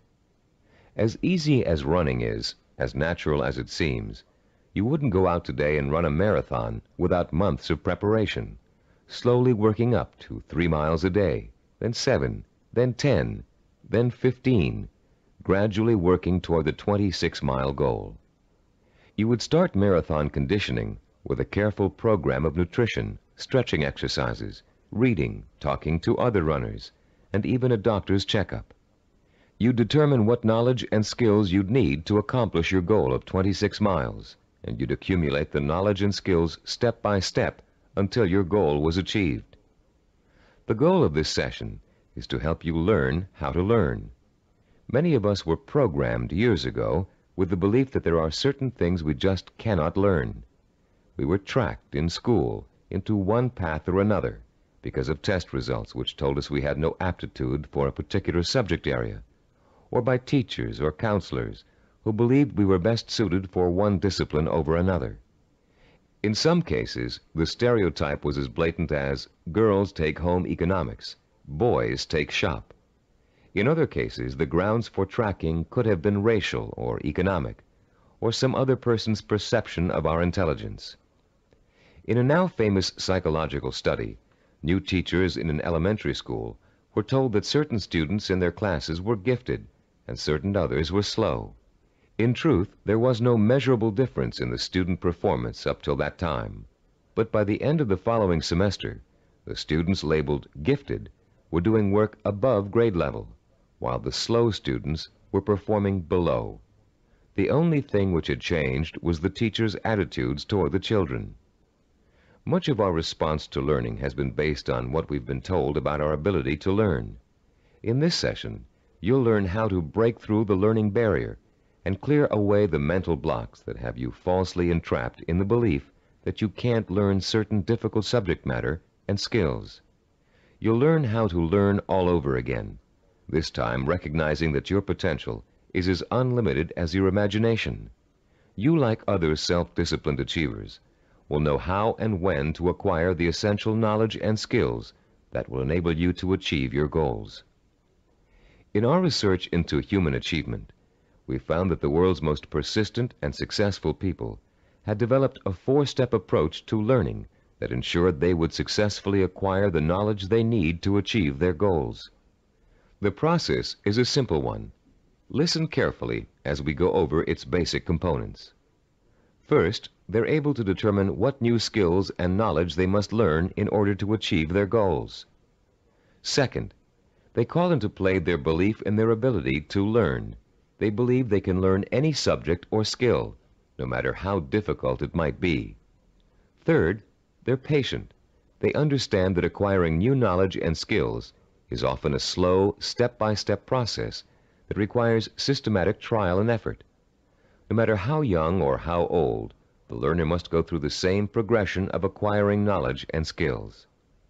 And fourth, they develop their own effective, personalized system for learning, a simple learning formula they can apply to any subject matter to efficiently and thoroughly master goal-relevant knowledge and skills. Let's delve into each of these steps in turn to see how they can be applied to your own learning efforts. The first step of a learning program to acquire a new skill can be approached much like the planning work we dealt with in Session 7. You can design a similar flow chart with an activity box labeled Start and a box labeled Finish. The intermediate steps are, of course, other activity boxes. Activities which must take place at the same time must appear one above the other. The activities that follow each other in chronological order are listed from left to right.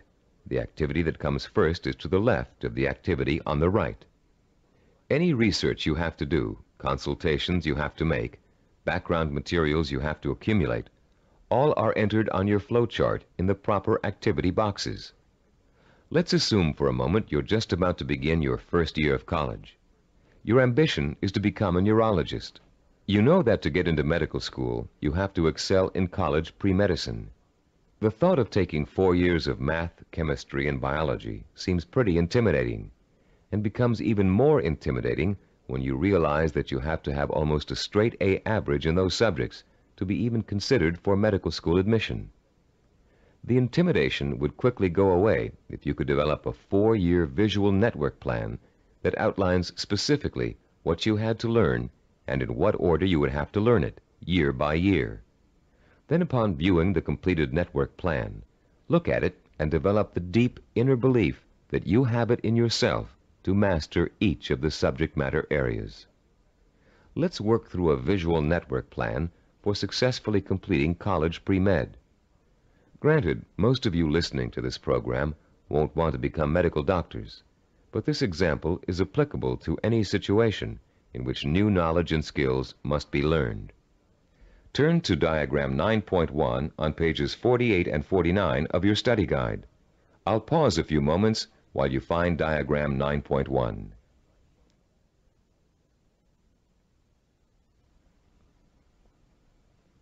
As you can see, there are 3 visual network plans. The first one outlines the chronological steps to becoming a neurologist. We call this a macro plan, with the objective of becoming a neurologist. Below that is the micro plan with the objective to graduate in pre-medicine in 4 years with a minimum 3.5 grade point average. The micro plan is broken down into 2 levels. The first level is visually represented in 2 steps. The Start, labeled number 1, and Graduate with a Bachelor of Science in Pre-Med, labeled number 3. This first level has actually been extracted directly from the macro plan. Now look at page 49 and the Level 2 diagram. As you can see, Level 2 is an expanded version of Level 1. Through the study of the college course catalog and after talking at length with college advisors, you have identified the pre-med requirements and have broken them down into a prerequisite chronological order. This visual network plan then serves as the step-by-step map for completing your pre-med program, the first step in your macro objective of becoming a neurologist. As you look at the visual network plan for completing pre-med, what type of emotions do you experience? Do you feel intimidated at the prospect of excelling in the hard sciences? Do you doubt your ability to learn such difficult subjects and to learn them so well that you finish each course at the top of your class? If you feel intimidated and experience doubt, then you probably won't make it.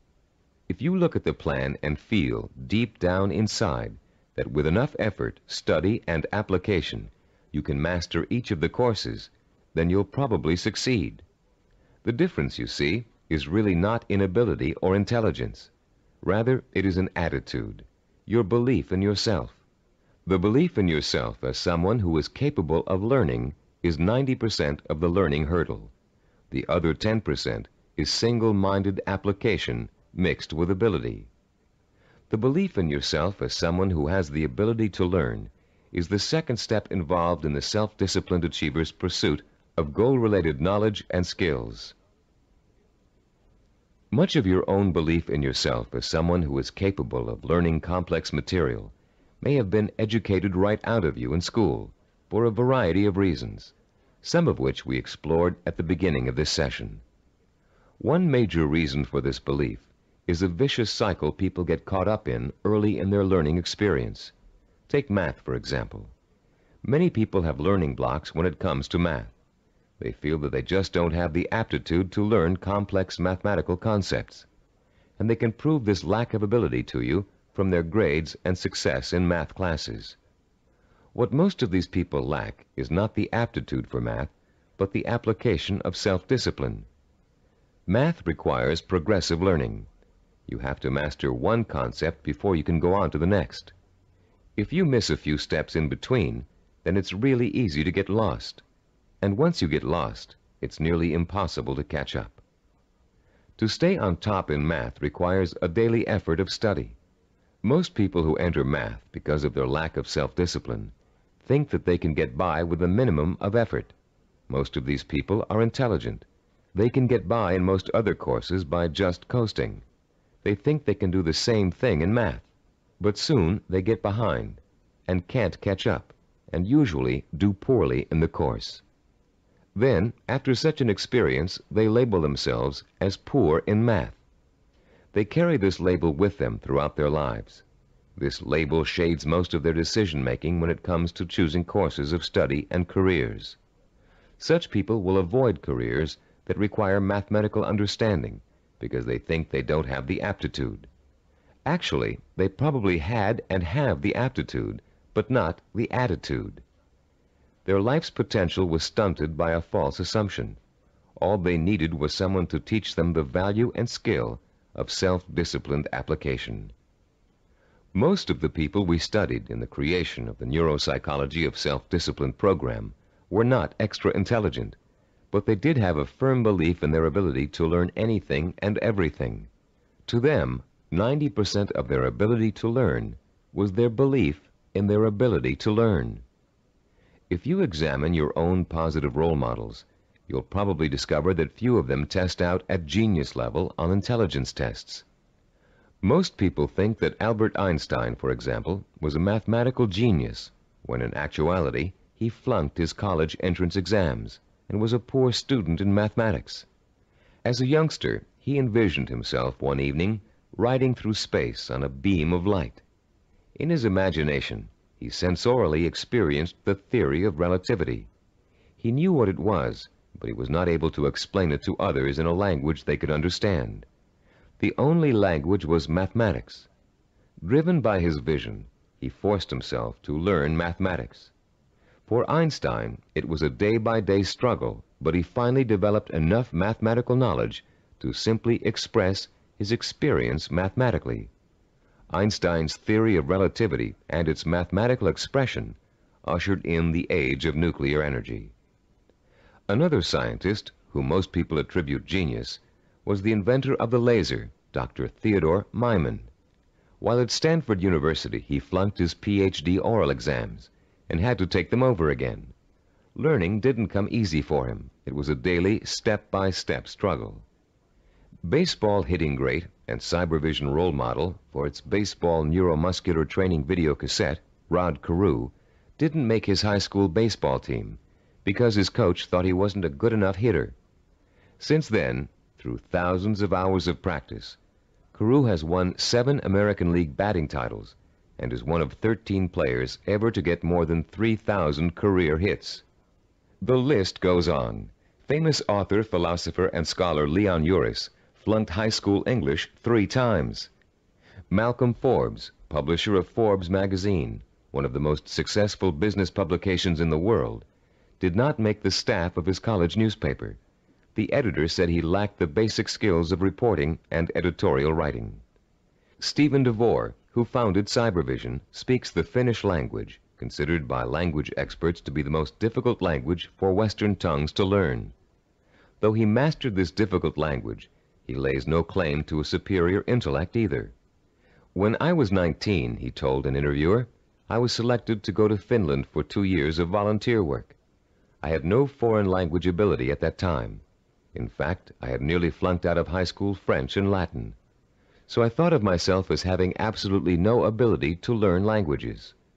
With this negative attitude, DeVore entered an intensive language program for 2 months before he left for Finland. It was something like 16 hours a day with a group of 10 others. I finished last in the group, he recalls. DeVore went to Finland, where he spent 5 miserable months unable to communicate. I couldn't do anything. I was incredibly frustrated. I'd lose patience when people were talking. Then one day I went to the park, and in the park there was a man giving instructions to his dog in Finnish. The dog obviously understood him and was obeying all of his commands. I thought, this is ridiculous. I'm smarter than a dog. If a dog can understand Finnish, so can I. In the 2 months following this experience, DeVore became fluent in the Finnish language. He learned to speak Finnish so well that he served as a translator for American businessmen and their families traveling to Finland. Buoyed by the accomplishment of learning Finnish, DeVore returned home after 2 years and went back to college.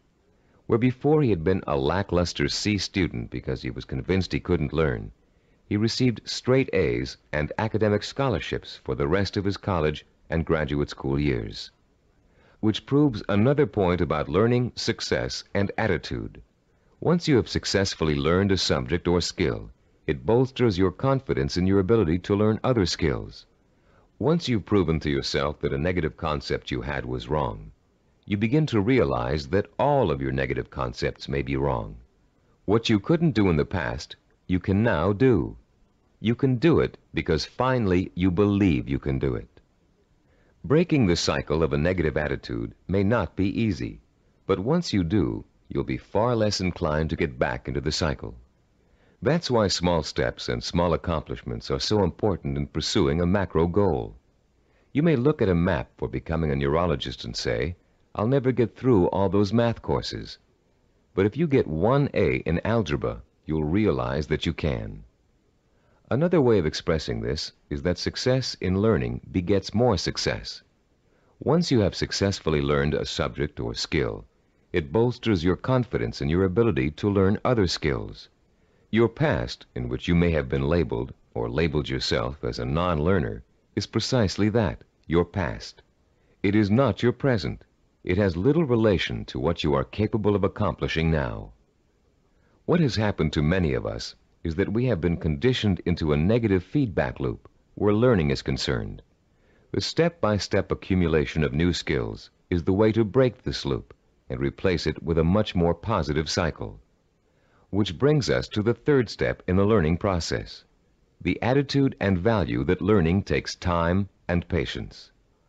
Most of us, at the time we are exposed to our greatest concentration of education, haven't developed the necessary self-discipline skills to be able to take advantage of it. And why should we? We were only children. Excellence, as we've been learning in this neuropsychology of self-discipline program, is based on seasoned learning. Skills like medicine, mathematics, chemistry, dance, law, music, pottery, writing, languages, architecture, masonry, carpentry, the list is endless. All require seasoning, the accumulation of knowledge over time. The perseverance to stick with a task over a long period of time, sometimes decades.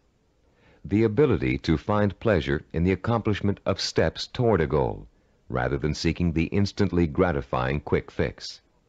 All these are the hallmarks of the self-disciplined.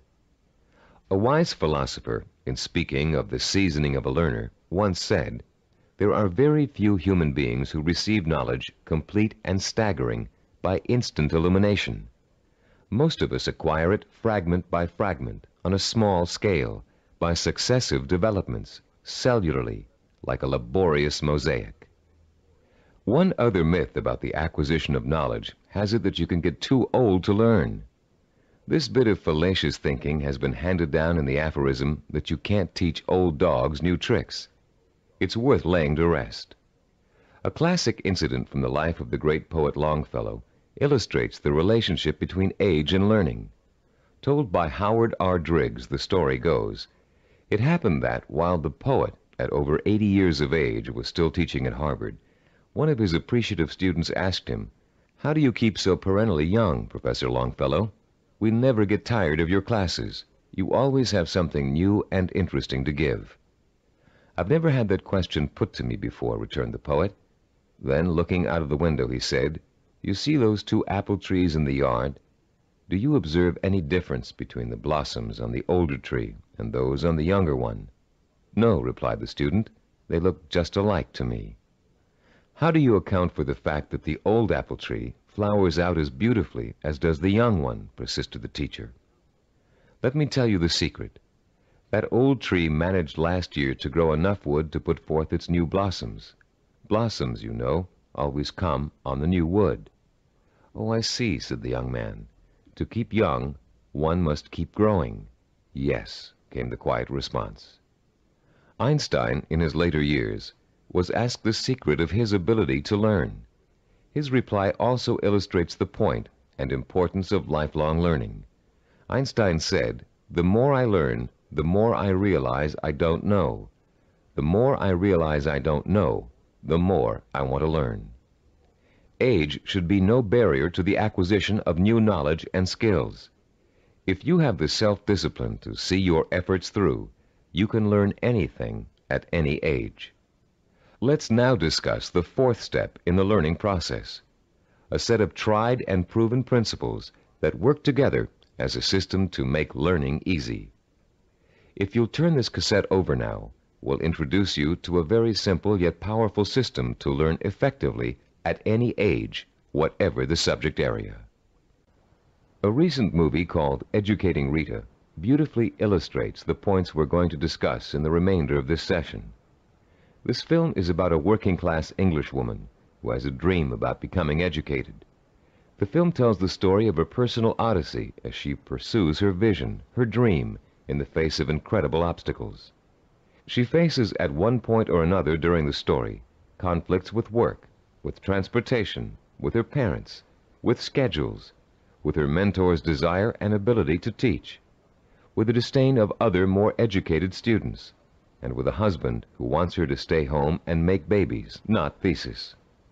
Through it all, she perseveres, driven by the dream of herself as an educated woman, a woman who can discuss important issues, who can commune with the great thinkers and writers who make up such a rich part of her English heritage. She burns with the fire of her vision, a vision rich in dignity and strength. It's a vision she can hear, smell, taste, touch, and see. The actress, Julie Waters, expresses her character's struggle to change, to improve, to better herself, with such credibility that you can see the woman, Rita, change before your very eyes. There was nothing abstract about Rita's quest for education. Each book she read, each class she took, each time she met with her advisor or participated in a class discussion, was a visible step toward the completion of her goal. It was extraordinarily obvious how closely her vision and her process of learning were interconnected. Sometimes that connection is less obvious. So that's what the remainder of this session will speak to: how to recognize the connection between learning and the successful achievement of your goals. Learning is not simply the rote memorization of useless facts, or even useful facts. Of course, we're all aware that in 1492, Columbus sailed the ocean blue. But what does that have to do with our vision? The same lack of relationship to vision is often true with our attempts to understand abstract principles, as in mathematics, chemistry, or physics. They are very difficult to learn and use if we cannot see the direct applications to our everyday lives, to the pursuit of our purpose and vision. We ask ourselves, how is this going to help me in achieving my vision? Cybervision founder Steve DeVore recalls signing up for a course in statistics when he was attending graduate school. He hadn't taken the prerequisite higher math courses, but had gotten permission from the instructor to take the course anyway. DeVore's instructor, however, issued a dire warning at the beginning. Without those prerequisite courses, DeVore stood a good chance of failing. But forewarned is forearmed, and DeVore found a way to overcome his lack of preparation. The first week of class, he found himself swamped with mathematical concepts that were abstract and confusing. The only way I could make sense out of what was going on, he says, was to take each abstract principle and make it concrete.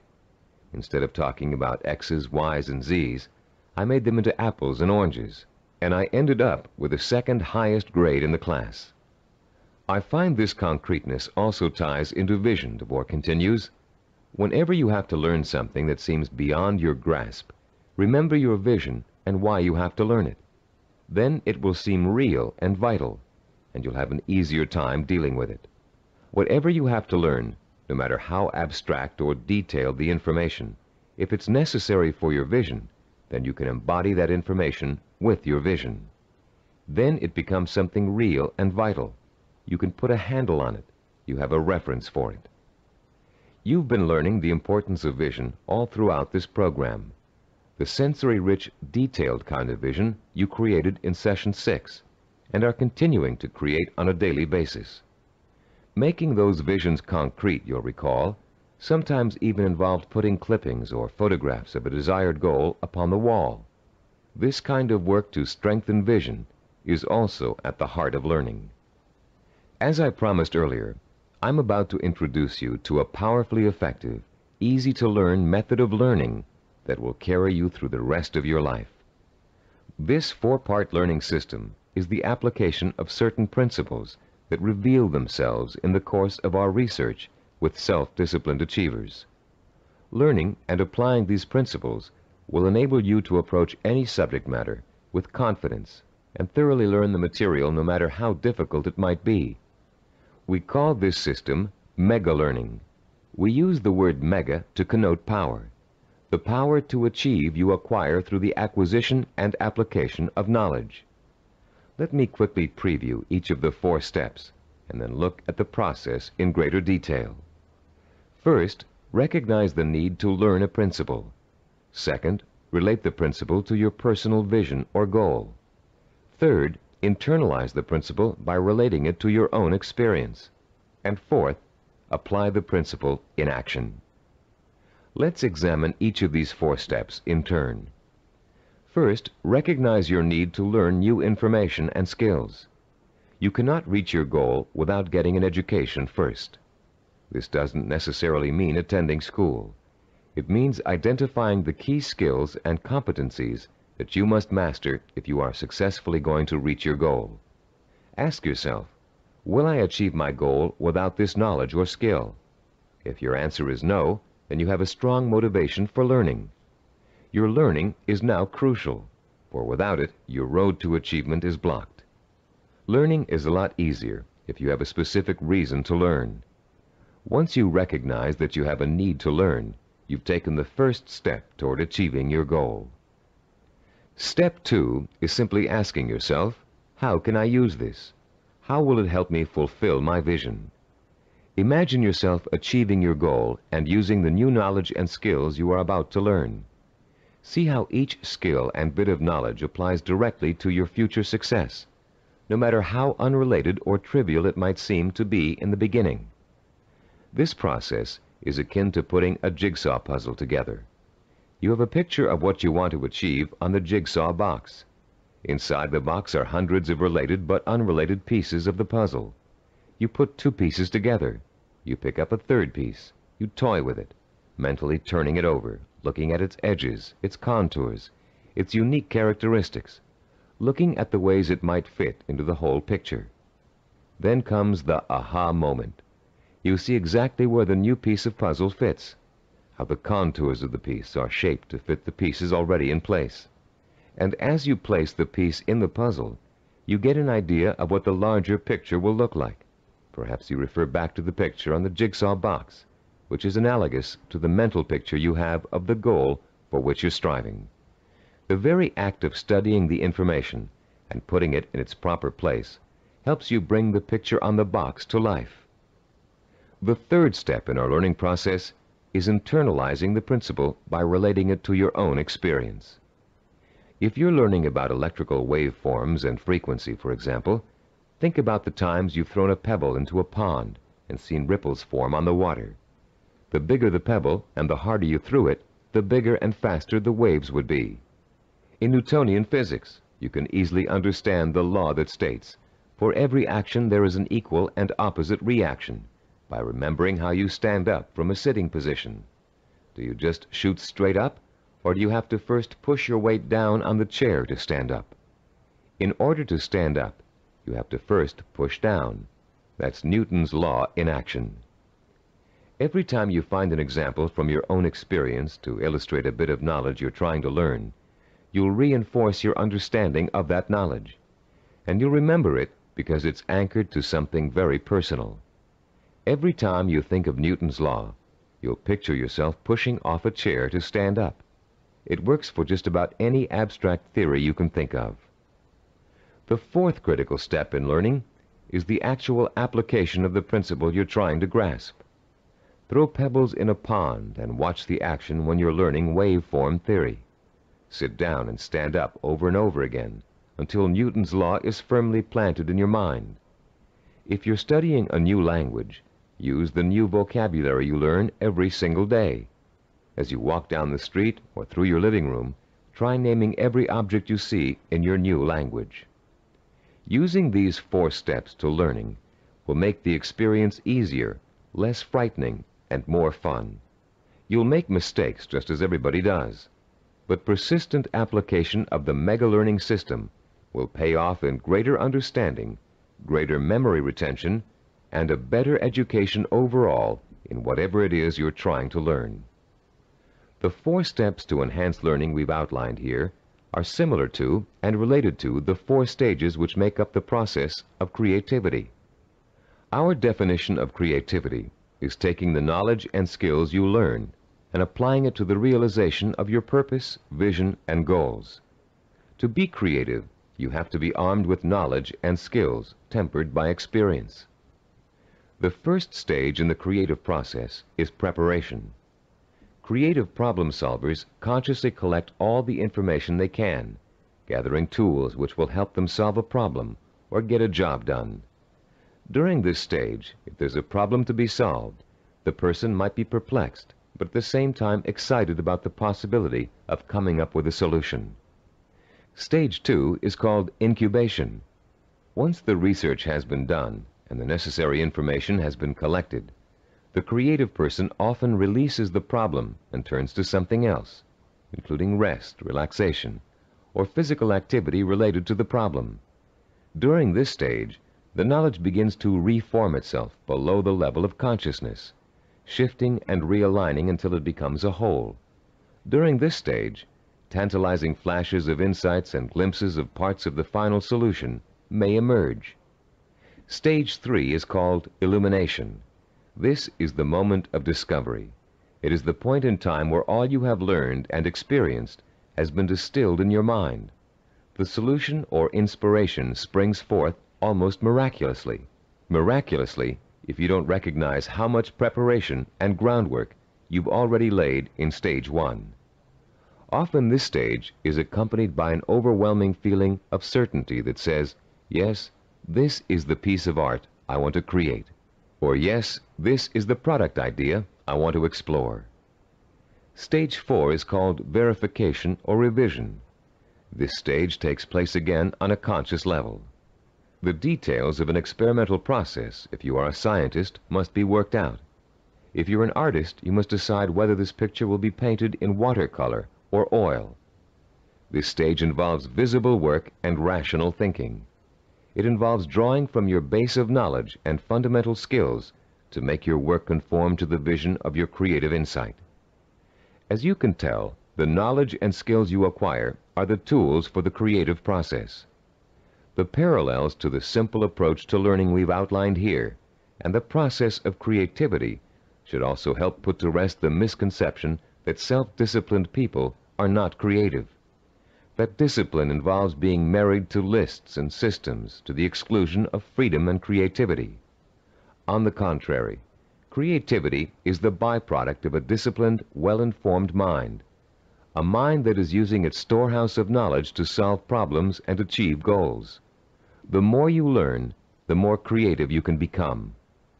If your heart is set on becoming a professional musician, you can hardly be expected to know how to compose a symphony until you've become an expert in reading music and have studied music history.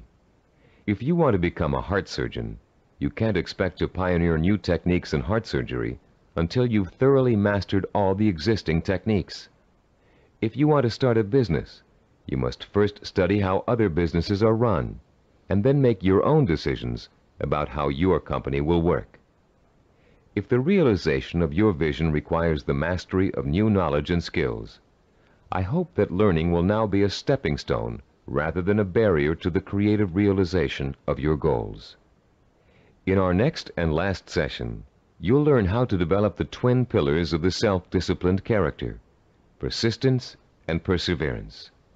And you'll be well equipped to begin your long and fruitful journey towards the goal you've chosen as your most important ambition. I'd like to begin this final session with two true stories that illustrate the value of persistence and perseverance in any of life's endeavors. The first story is about a mountain climber named Don Bennett. After successfully scaling 14,000-foot Mount Rainier, one of the highest mountains and most difficult climbs in the United States, Don Bennett was interviewed about the experience by a local reporter. "How did you do it?" the reporter wanted to know. "How did you keep going for 14,000 feet and not giving up?" Bennett thought for a moment before answering.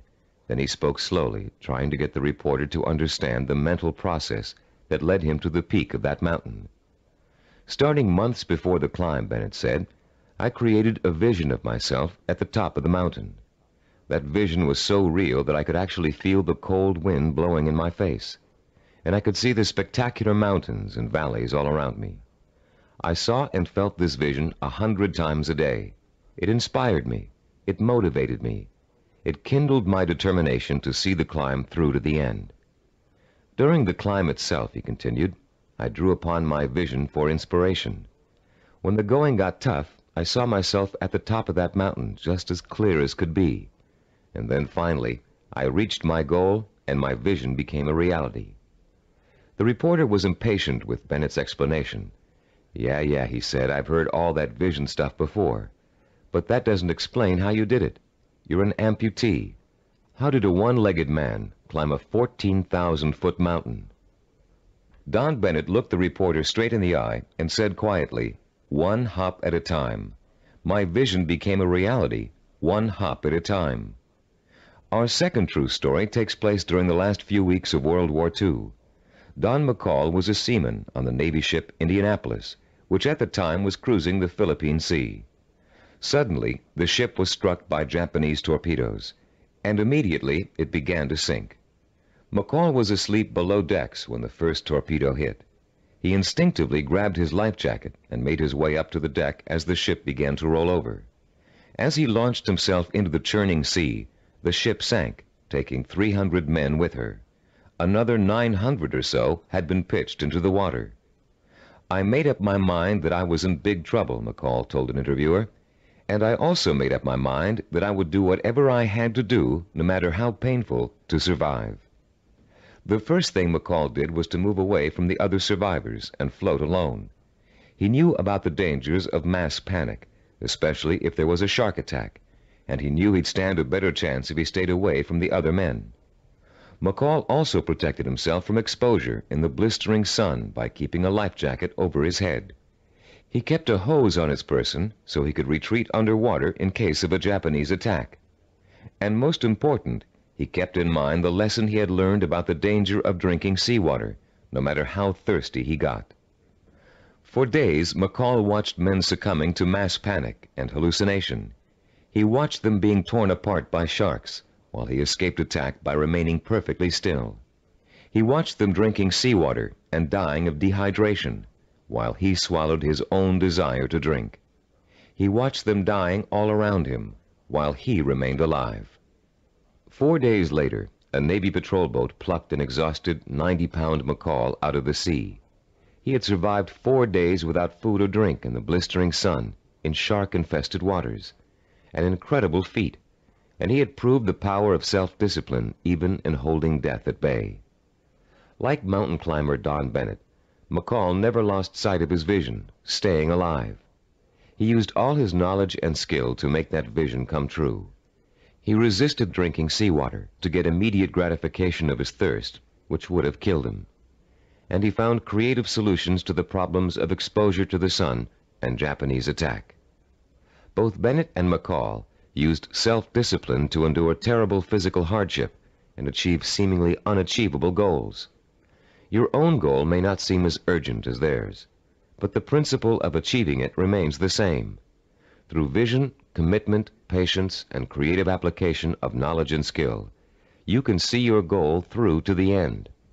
But the ultimate key to your success is what this session is all about: persistence and perseverance. In this session, you're going to learn what persistence and perseverance are really all about. You'll be taught how to develop both of these critical qualities through the application of 5 simple principles. You'll find out how to turn problems and setbacks, even agonizing situations, into positive learning experiences that will actually bring you closer to the realization of your goal. And you'll understand the value of never giving up, no matter how tough the journey gets or how endless it seems. First, let's define the words persistence and perseverance. Is there a difference between the two? Yes, a subtle one. Persistence means never giving up. Perseverance means persisting in spite of hardships, opposition, and setbacks. Mountain climber Bennett and Navy seaman McCall displayed both persistence and perseverance in their heroic efforts to reach their goals. Bennett had to use his one leg to hop at least 30,000 times to get up to the top of Mount Rainier.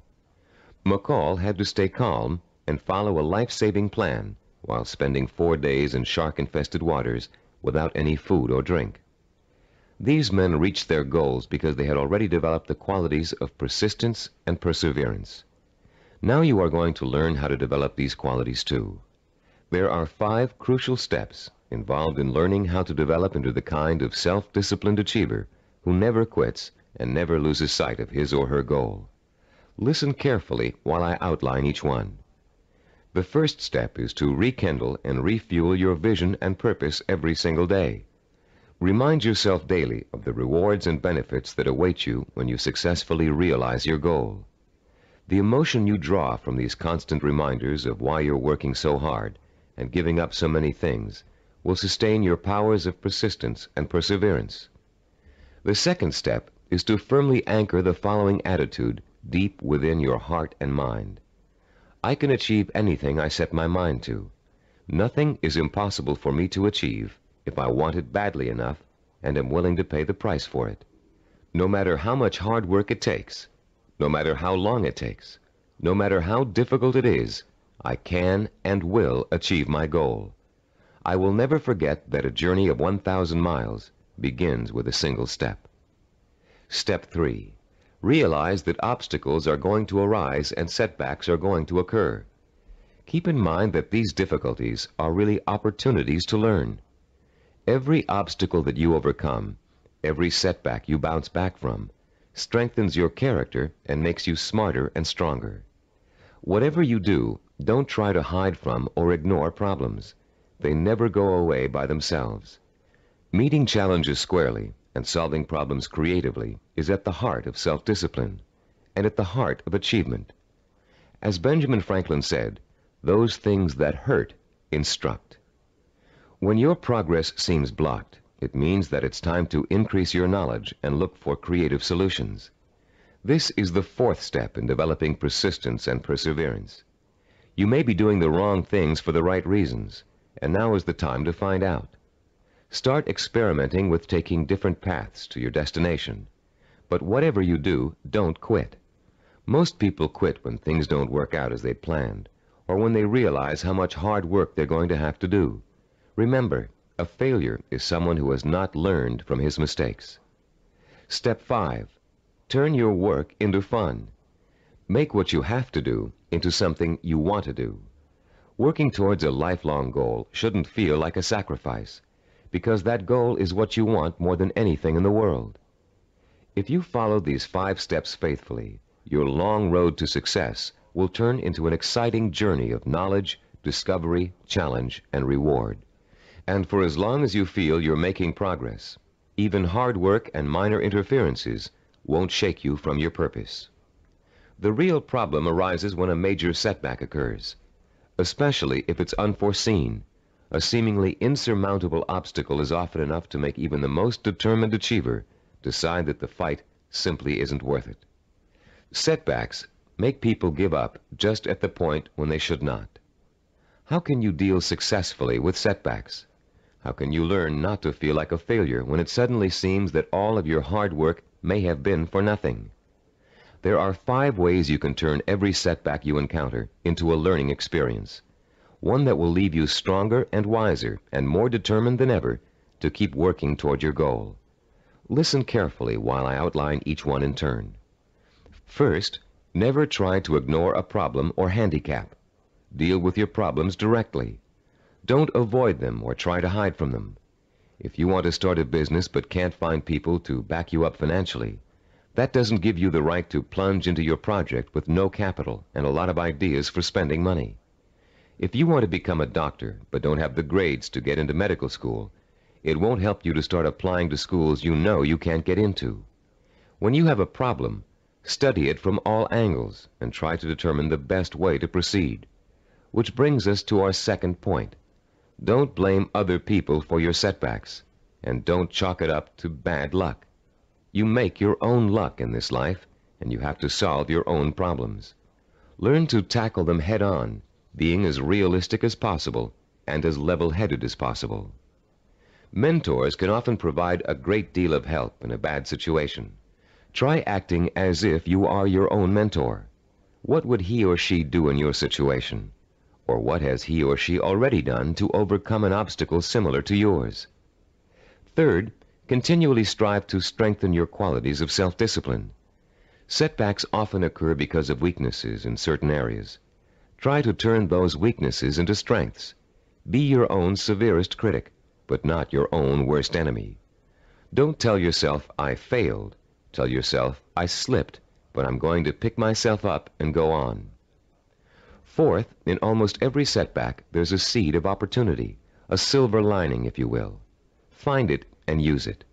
You may find yourself taking a slightly different path to achieving your goal than you first imagined, but you'll get there just the same. Take the new path and see where it leads you. Following this philosophy helps take the emotional sting out of setbacks and is a good antidote for discouragement, and it's a healthier way to react to a bad situation than deciding to give up. Fifth, always remember that no matter how difficult a problem is, or how insurmountable it seems, there's always a solution. A problem is only really a problem if you think you can't solve it. If you take the attitude that every problem has a solution, and you approach your problem with an open and creative mind, you'll find that solution. A young woman we know named Carol Napier was faced with and managed to overcome the kind of setbacks that might make anybody want to give up. Her story is so inspiring that we'd like to end this session with her example of what it's like to be a self-disciplined achiever who never quits no matter what. At 26, Carol had a degree in marketing and a good job as a marketing assistant. With an eye to moving up in the company she worked for as soon as there was an opening for a higher position. Carol had diabetes, diagnosed when she was 12, but had always been able to keep it under control with insulin shots, and had always lived a perfectly normal, relatively healthy life. In the spring of Carol's 26th year, she began having trouble with her eyes. Doctors told her that her diabetes was causing her to slowly lose her eyesight. At first, Carol refused to believe it, but when she began having trouble driving, she realized the doctors were right, and she would have to re-evaluate her job and her purpose in life to deal with the problem of approaching blindness. But before Carol could come up with a solution to that problem, her kidneys also began to fail. Ultimately, she needed a kidney transplant, which was done successfully when she turned 27. Everything seemed to be going fine when a sudden episode of insulin shock left Carol paralyzed from the waist down. Carol recalls wanting to quit then and there. At that point, I just wanted to go to sleep and never wake up. The depression got so bad that I realized I couldn't go on this way. I only had one choice, and that was to get myself out of this. Slowly, Carol regained her strength, learning to walk again with the aid of physical therapy. She rewarded herself for her progress by making a trip across the country alone to visit her parents for Thanksgiving. A trip friends tried to dissuade her from taking, but which proved to Carol that she could still make it on her own. Today, Carol is attending college, studying for a master's degree in rehabilitative education. She has decided to spend the rest of her life helping people face and overcome problems like hers. She is completely blind and still walks with a cane, but that has not stopped her from pursuing a goal many healthy people would find difficult to achieve. The key to reaching any goal is to develop the strength of character that makes you refuse to give up, no matter how bad things look. The most amazing thing about persistence and perseverance is that they make it almost impossible for you not to succeed in your endeavors. In this session, you've learned the importance of not being a quitter, of learning from your mistakes, and of keeping an open mind when it comes to finding creative solutions to problems you may think are unsolvable. In the next session, we're going to review everything you've learned in the Neuropsychology of Self-Discipline program and give you some tips for developing the lifelong habit of self-discipline. We're now coming to the end of the Neuropsychology of Self-Discipline, and now is a good time to reflect on what you've learned and how far you've come. It's also a good time to start thinking about how you're going to maintain and develop your self-disciplined character for the rest of your life, because the process of becoming an achiever never really ends. In the years to come, you'll find yourself learning from trial and error, from accomplishments, from setbacks, from disappointments, from rewards, from the feeling of satisfaction you get when a job has been well done. The more you achieve, the more you'll learn one of the greatest secrets of achievement. Success breeds success. Every small step you take on the road to your goal will make it easier to take the next step. And once you've achieved your goal, you'll probably find that there's another goal you want to achieve. Along the way, you'll delight in the process of watching yourself in action, making corrections in your methods and strategies as you strive toward your ultimate goal and the hundreds of smaller goals you will successfully reach on the way. Let's talk about the milestones you've already passed. In Session 1, which you listened to some time ago, you uncovered the master key to your highest potential, self-discipline. We defined self-discipline as the ability to work systematically and progressively toward a goal, to become positively obsessed with that goal, and to let that obsession lead you to accomplishment. We talked about the problems caused by lack of self-discipline. We learned about the waste of potential, the drifting from job to job, from relationship to relationship, of the person who has no real sense of purpose and an undisciplined approach to life in general. We also talked about the problems of wanting immediate gratification and how that always leads to failure because it means refusing to pay for success with hard work. There is no other way to be successful except through hard work. The words pay for shouldn't bother you. All accomplishments come with a price tag, just like something you might want to buy. And just as you will save for an item you really want to buy, cutting your budget and making financial sacrifices, you should also be willing to make sacrifices in order to reach your goal. You may have to give up time, recreational activities, other priorities in your life. But it won't be difficult to do, because reaching your goal will become a more important source of pleasure. In Session 2, you were introduced to the 10 characteristics of the self-disciplined achiever. These characteristics served as a model against which you could compare your own strengths and weaknesses. Let's review them quickly now, to refresh your memory and see how far you've come in absorbing the principles of this program. First, self-disciplined achievers have a strong sense of purpose. They have a cause or direction to which they have chosen to dedicate their lives. This cause gives them meaning in their lives and a reason to exist. Second, the self-disciplined seek out positive role models, called mentors, to teach them how to best approach their goal and overcome setbacks and obstacles along the way. Third, self-disciplined achievers use sensory images to provoke the kind of emotion that keeps them working toward their goal for as long as it takes to achieve it. Fourth, those possessing an iron will dwell on the fulfillment of their vision rather than on fear and failure. They have a positive attitude toward themselves and their goal and refuse to let setbacks get them down. Fifth, the self-disciplined achiever has a deep-rooted belief in his or her ability to achieve. This "I know I can do it" attitude is nurtured by their study of mentors and their realization that the only thing that stands between themselves and their goals is hard work and self-discipline. Sixth, self-disciplined achievers have the ability to plan and organize. They know that a goal can never successfully be reached in a haphazard way. They understand that they must map out a blueprint for success if they are ever to realize their highest ambitions. Seventh, they know how and when to acquire the essential knowledge and skills they need to achieve their goals. This comes from the planning and organization work they did earlier. Eighth, self-disciplined achievers have patience. They understand the concept of seasoning and its importance in reaching any goal. Time does not frighten them. Ninth, people who achieve their goals do so through persistence and perseverance. They are stubborn in their efforts to achieve, and they never give up. 10th, self-disciplined achievers have a mature attitude toward pleasure. Rather than seeking any diversion that will temporarily make them feel better, they take the most pleasure in doing the work that will help them achieve their goal.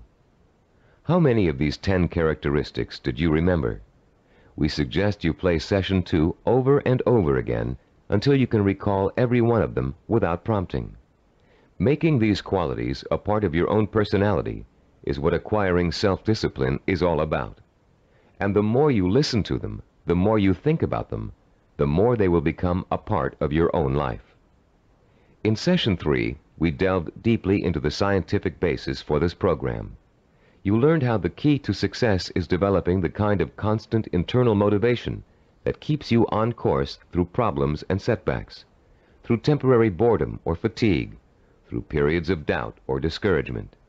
And you found out why other motivational programs fail to give you the sustenance you need to pursue your goal for weeks, months, or years. You learned about Dr. Carl Pribram's research into images of achievement and the critical role they play in motivating people to be successful. Dr. Pribram's discovery of the power of sensory-rich images to provoke the drive of motivation made the creation of this unique program possible. In Session 4, we discussed the power of purpose. Here you learn to focus your energy like a laser beam on what you want to accomplish. You learned how your macro or major purpose really could be broken down into a series of micro or minor achievements. You heard examples of how well-known achievers tackled major goals by turning them into step-by-step plans for success that they could deal with one at a time. In the same session, you participated in a fascinating exercise that lets you pinpoint, perhaps for the first time, what your most important goal in life really is. You then used that goal to create a statement of purpose that would stand as a beacon in your quest for achievement. In Session 5, we talked about mentors and role models. you learned about the process of modeling, the basis for human learning. We talked about how models are both a blueprint and an inspiration for our own activity and our own growth. You learned how models help shorten the trial and error process we must all go through before chalking up an accomplishment. You also learned how to choose a role model and how to turn that model into an inspirational but not awe-inspiring figure. You learned the value of realizing that your role model has faults and weaknesses just as you do, but has succeeded in spite of them. In Session 6, you learned how to translate your purpose into sensory images that would fuel your inner fire of determination and ambition. And you learn how to daily reinforce your mental images of achievement, to make them a permanent part of your body and mind. In Session 7, you were introduced to visual network planning. This planning system applies to any endeavor, from making a movie to making a run for the presidency. The system works by breaking down what you want to accomplish into logical building blocks. It helps you keep track of your achievements over a long period of time, and is a reward in itself for work well done. In the same session, you learned to become a storyteller. The story was that of your own success. You used your rich powers of imagination and your best verbal skills to detail the steps you took to accomplish your most important goals. In Session 8, you learned about the self-disciplined achiever's attitude toward time. You learned how achievers value patience, how they oppose the kind of quick-fix mentality that leads to general dissatisfaction with life, and how they use single-minded hard work to experience time quickening, a sensation that time is passing much more rapidly than it really is. You also learned about the problem of procrastination, its psychological causes, and the ways in which you can overcome it. You learned why it is considered the single most important cause of failure, and why it's so important for you to develop a do-it-now attitude before you try to do anything else. In Session 9, you learned how to plan to acquire the knowledge and skills you need in order to achieve your goals. You were introduced to the concept of mega-learning, a powerful four-step system that enables you to master any subject, no matter how difficult or complex. You also learned how knowledge is the building block of creativity. You were introduced to a four-step process that lets you creatively channel your knowledge toward the kind of action that will help you achieve your goals. And you learned that your belief in your ability to learn is 90% of the learning process. Finally, in Session 10, you learned how to develop the powers of persistence and perseverance, the critical characteristics that will see you through to the successful completion of your vision and purpose, no matter how long it takes or how difficult it is.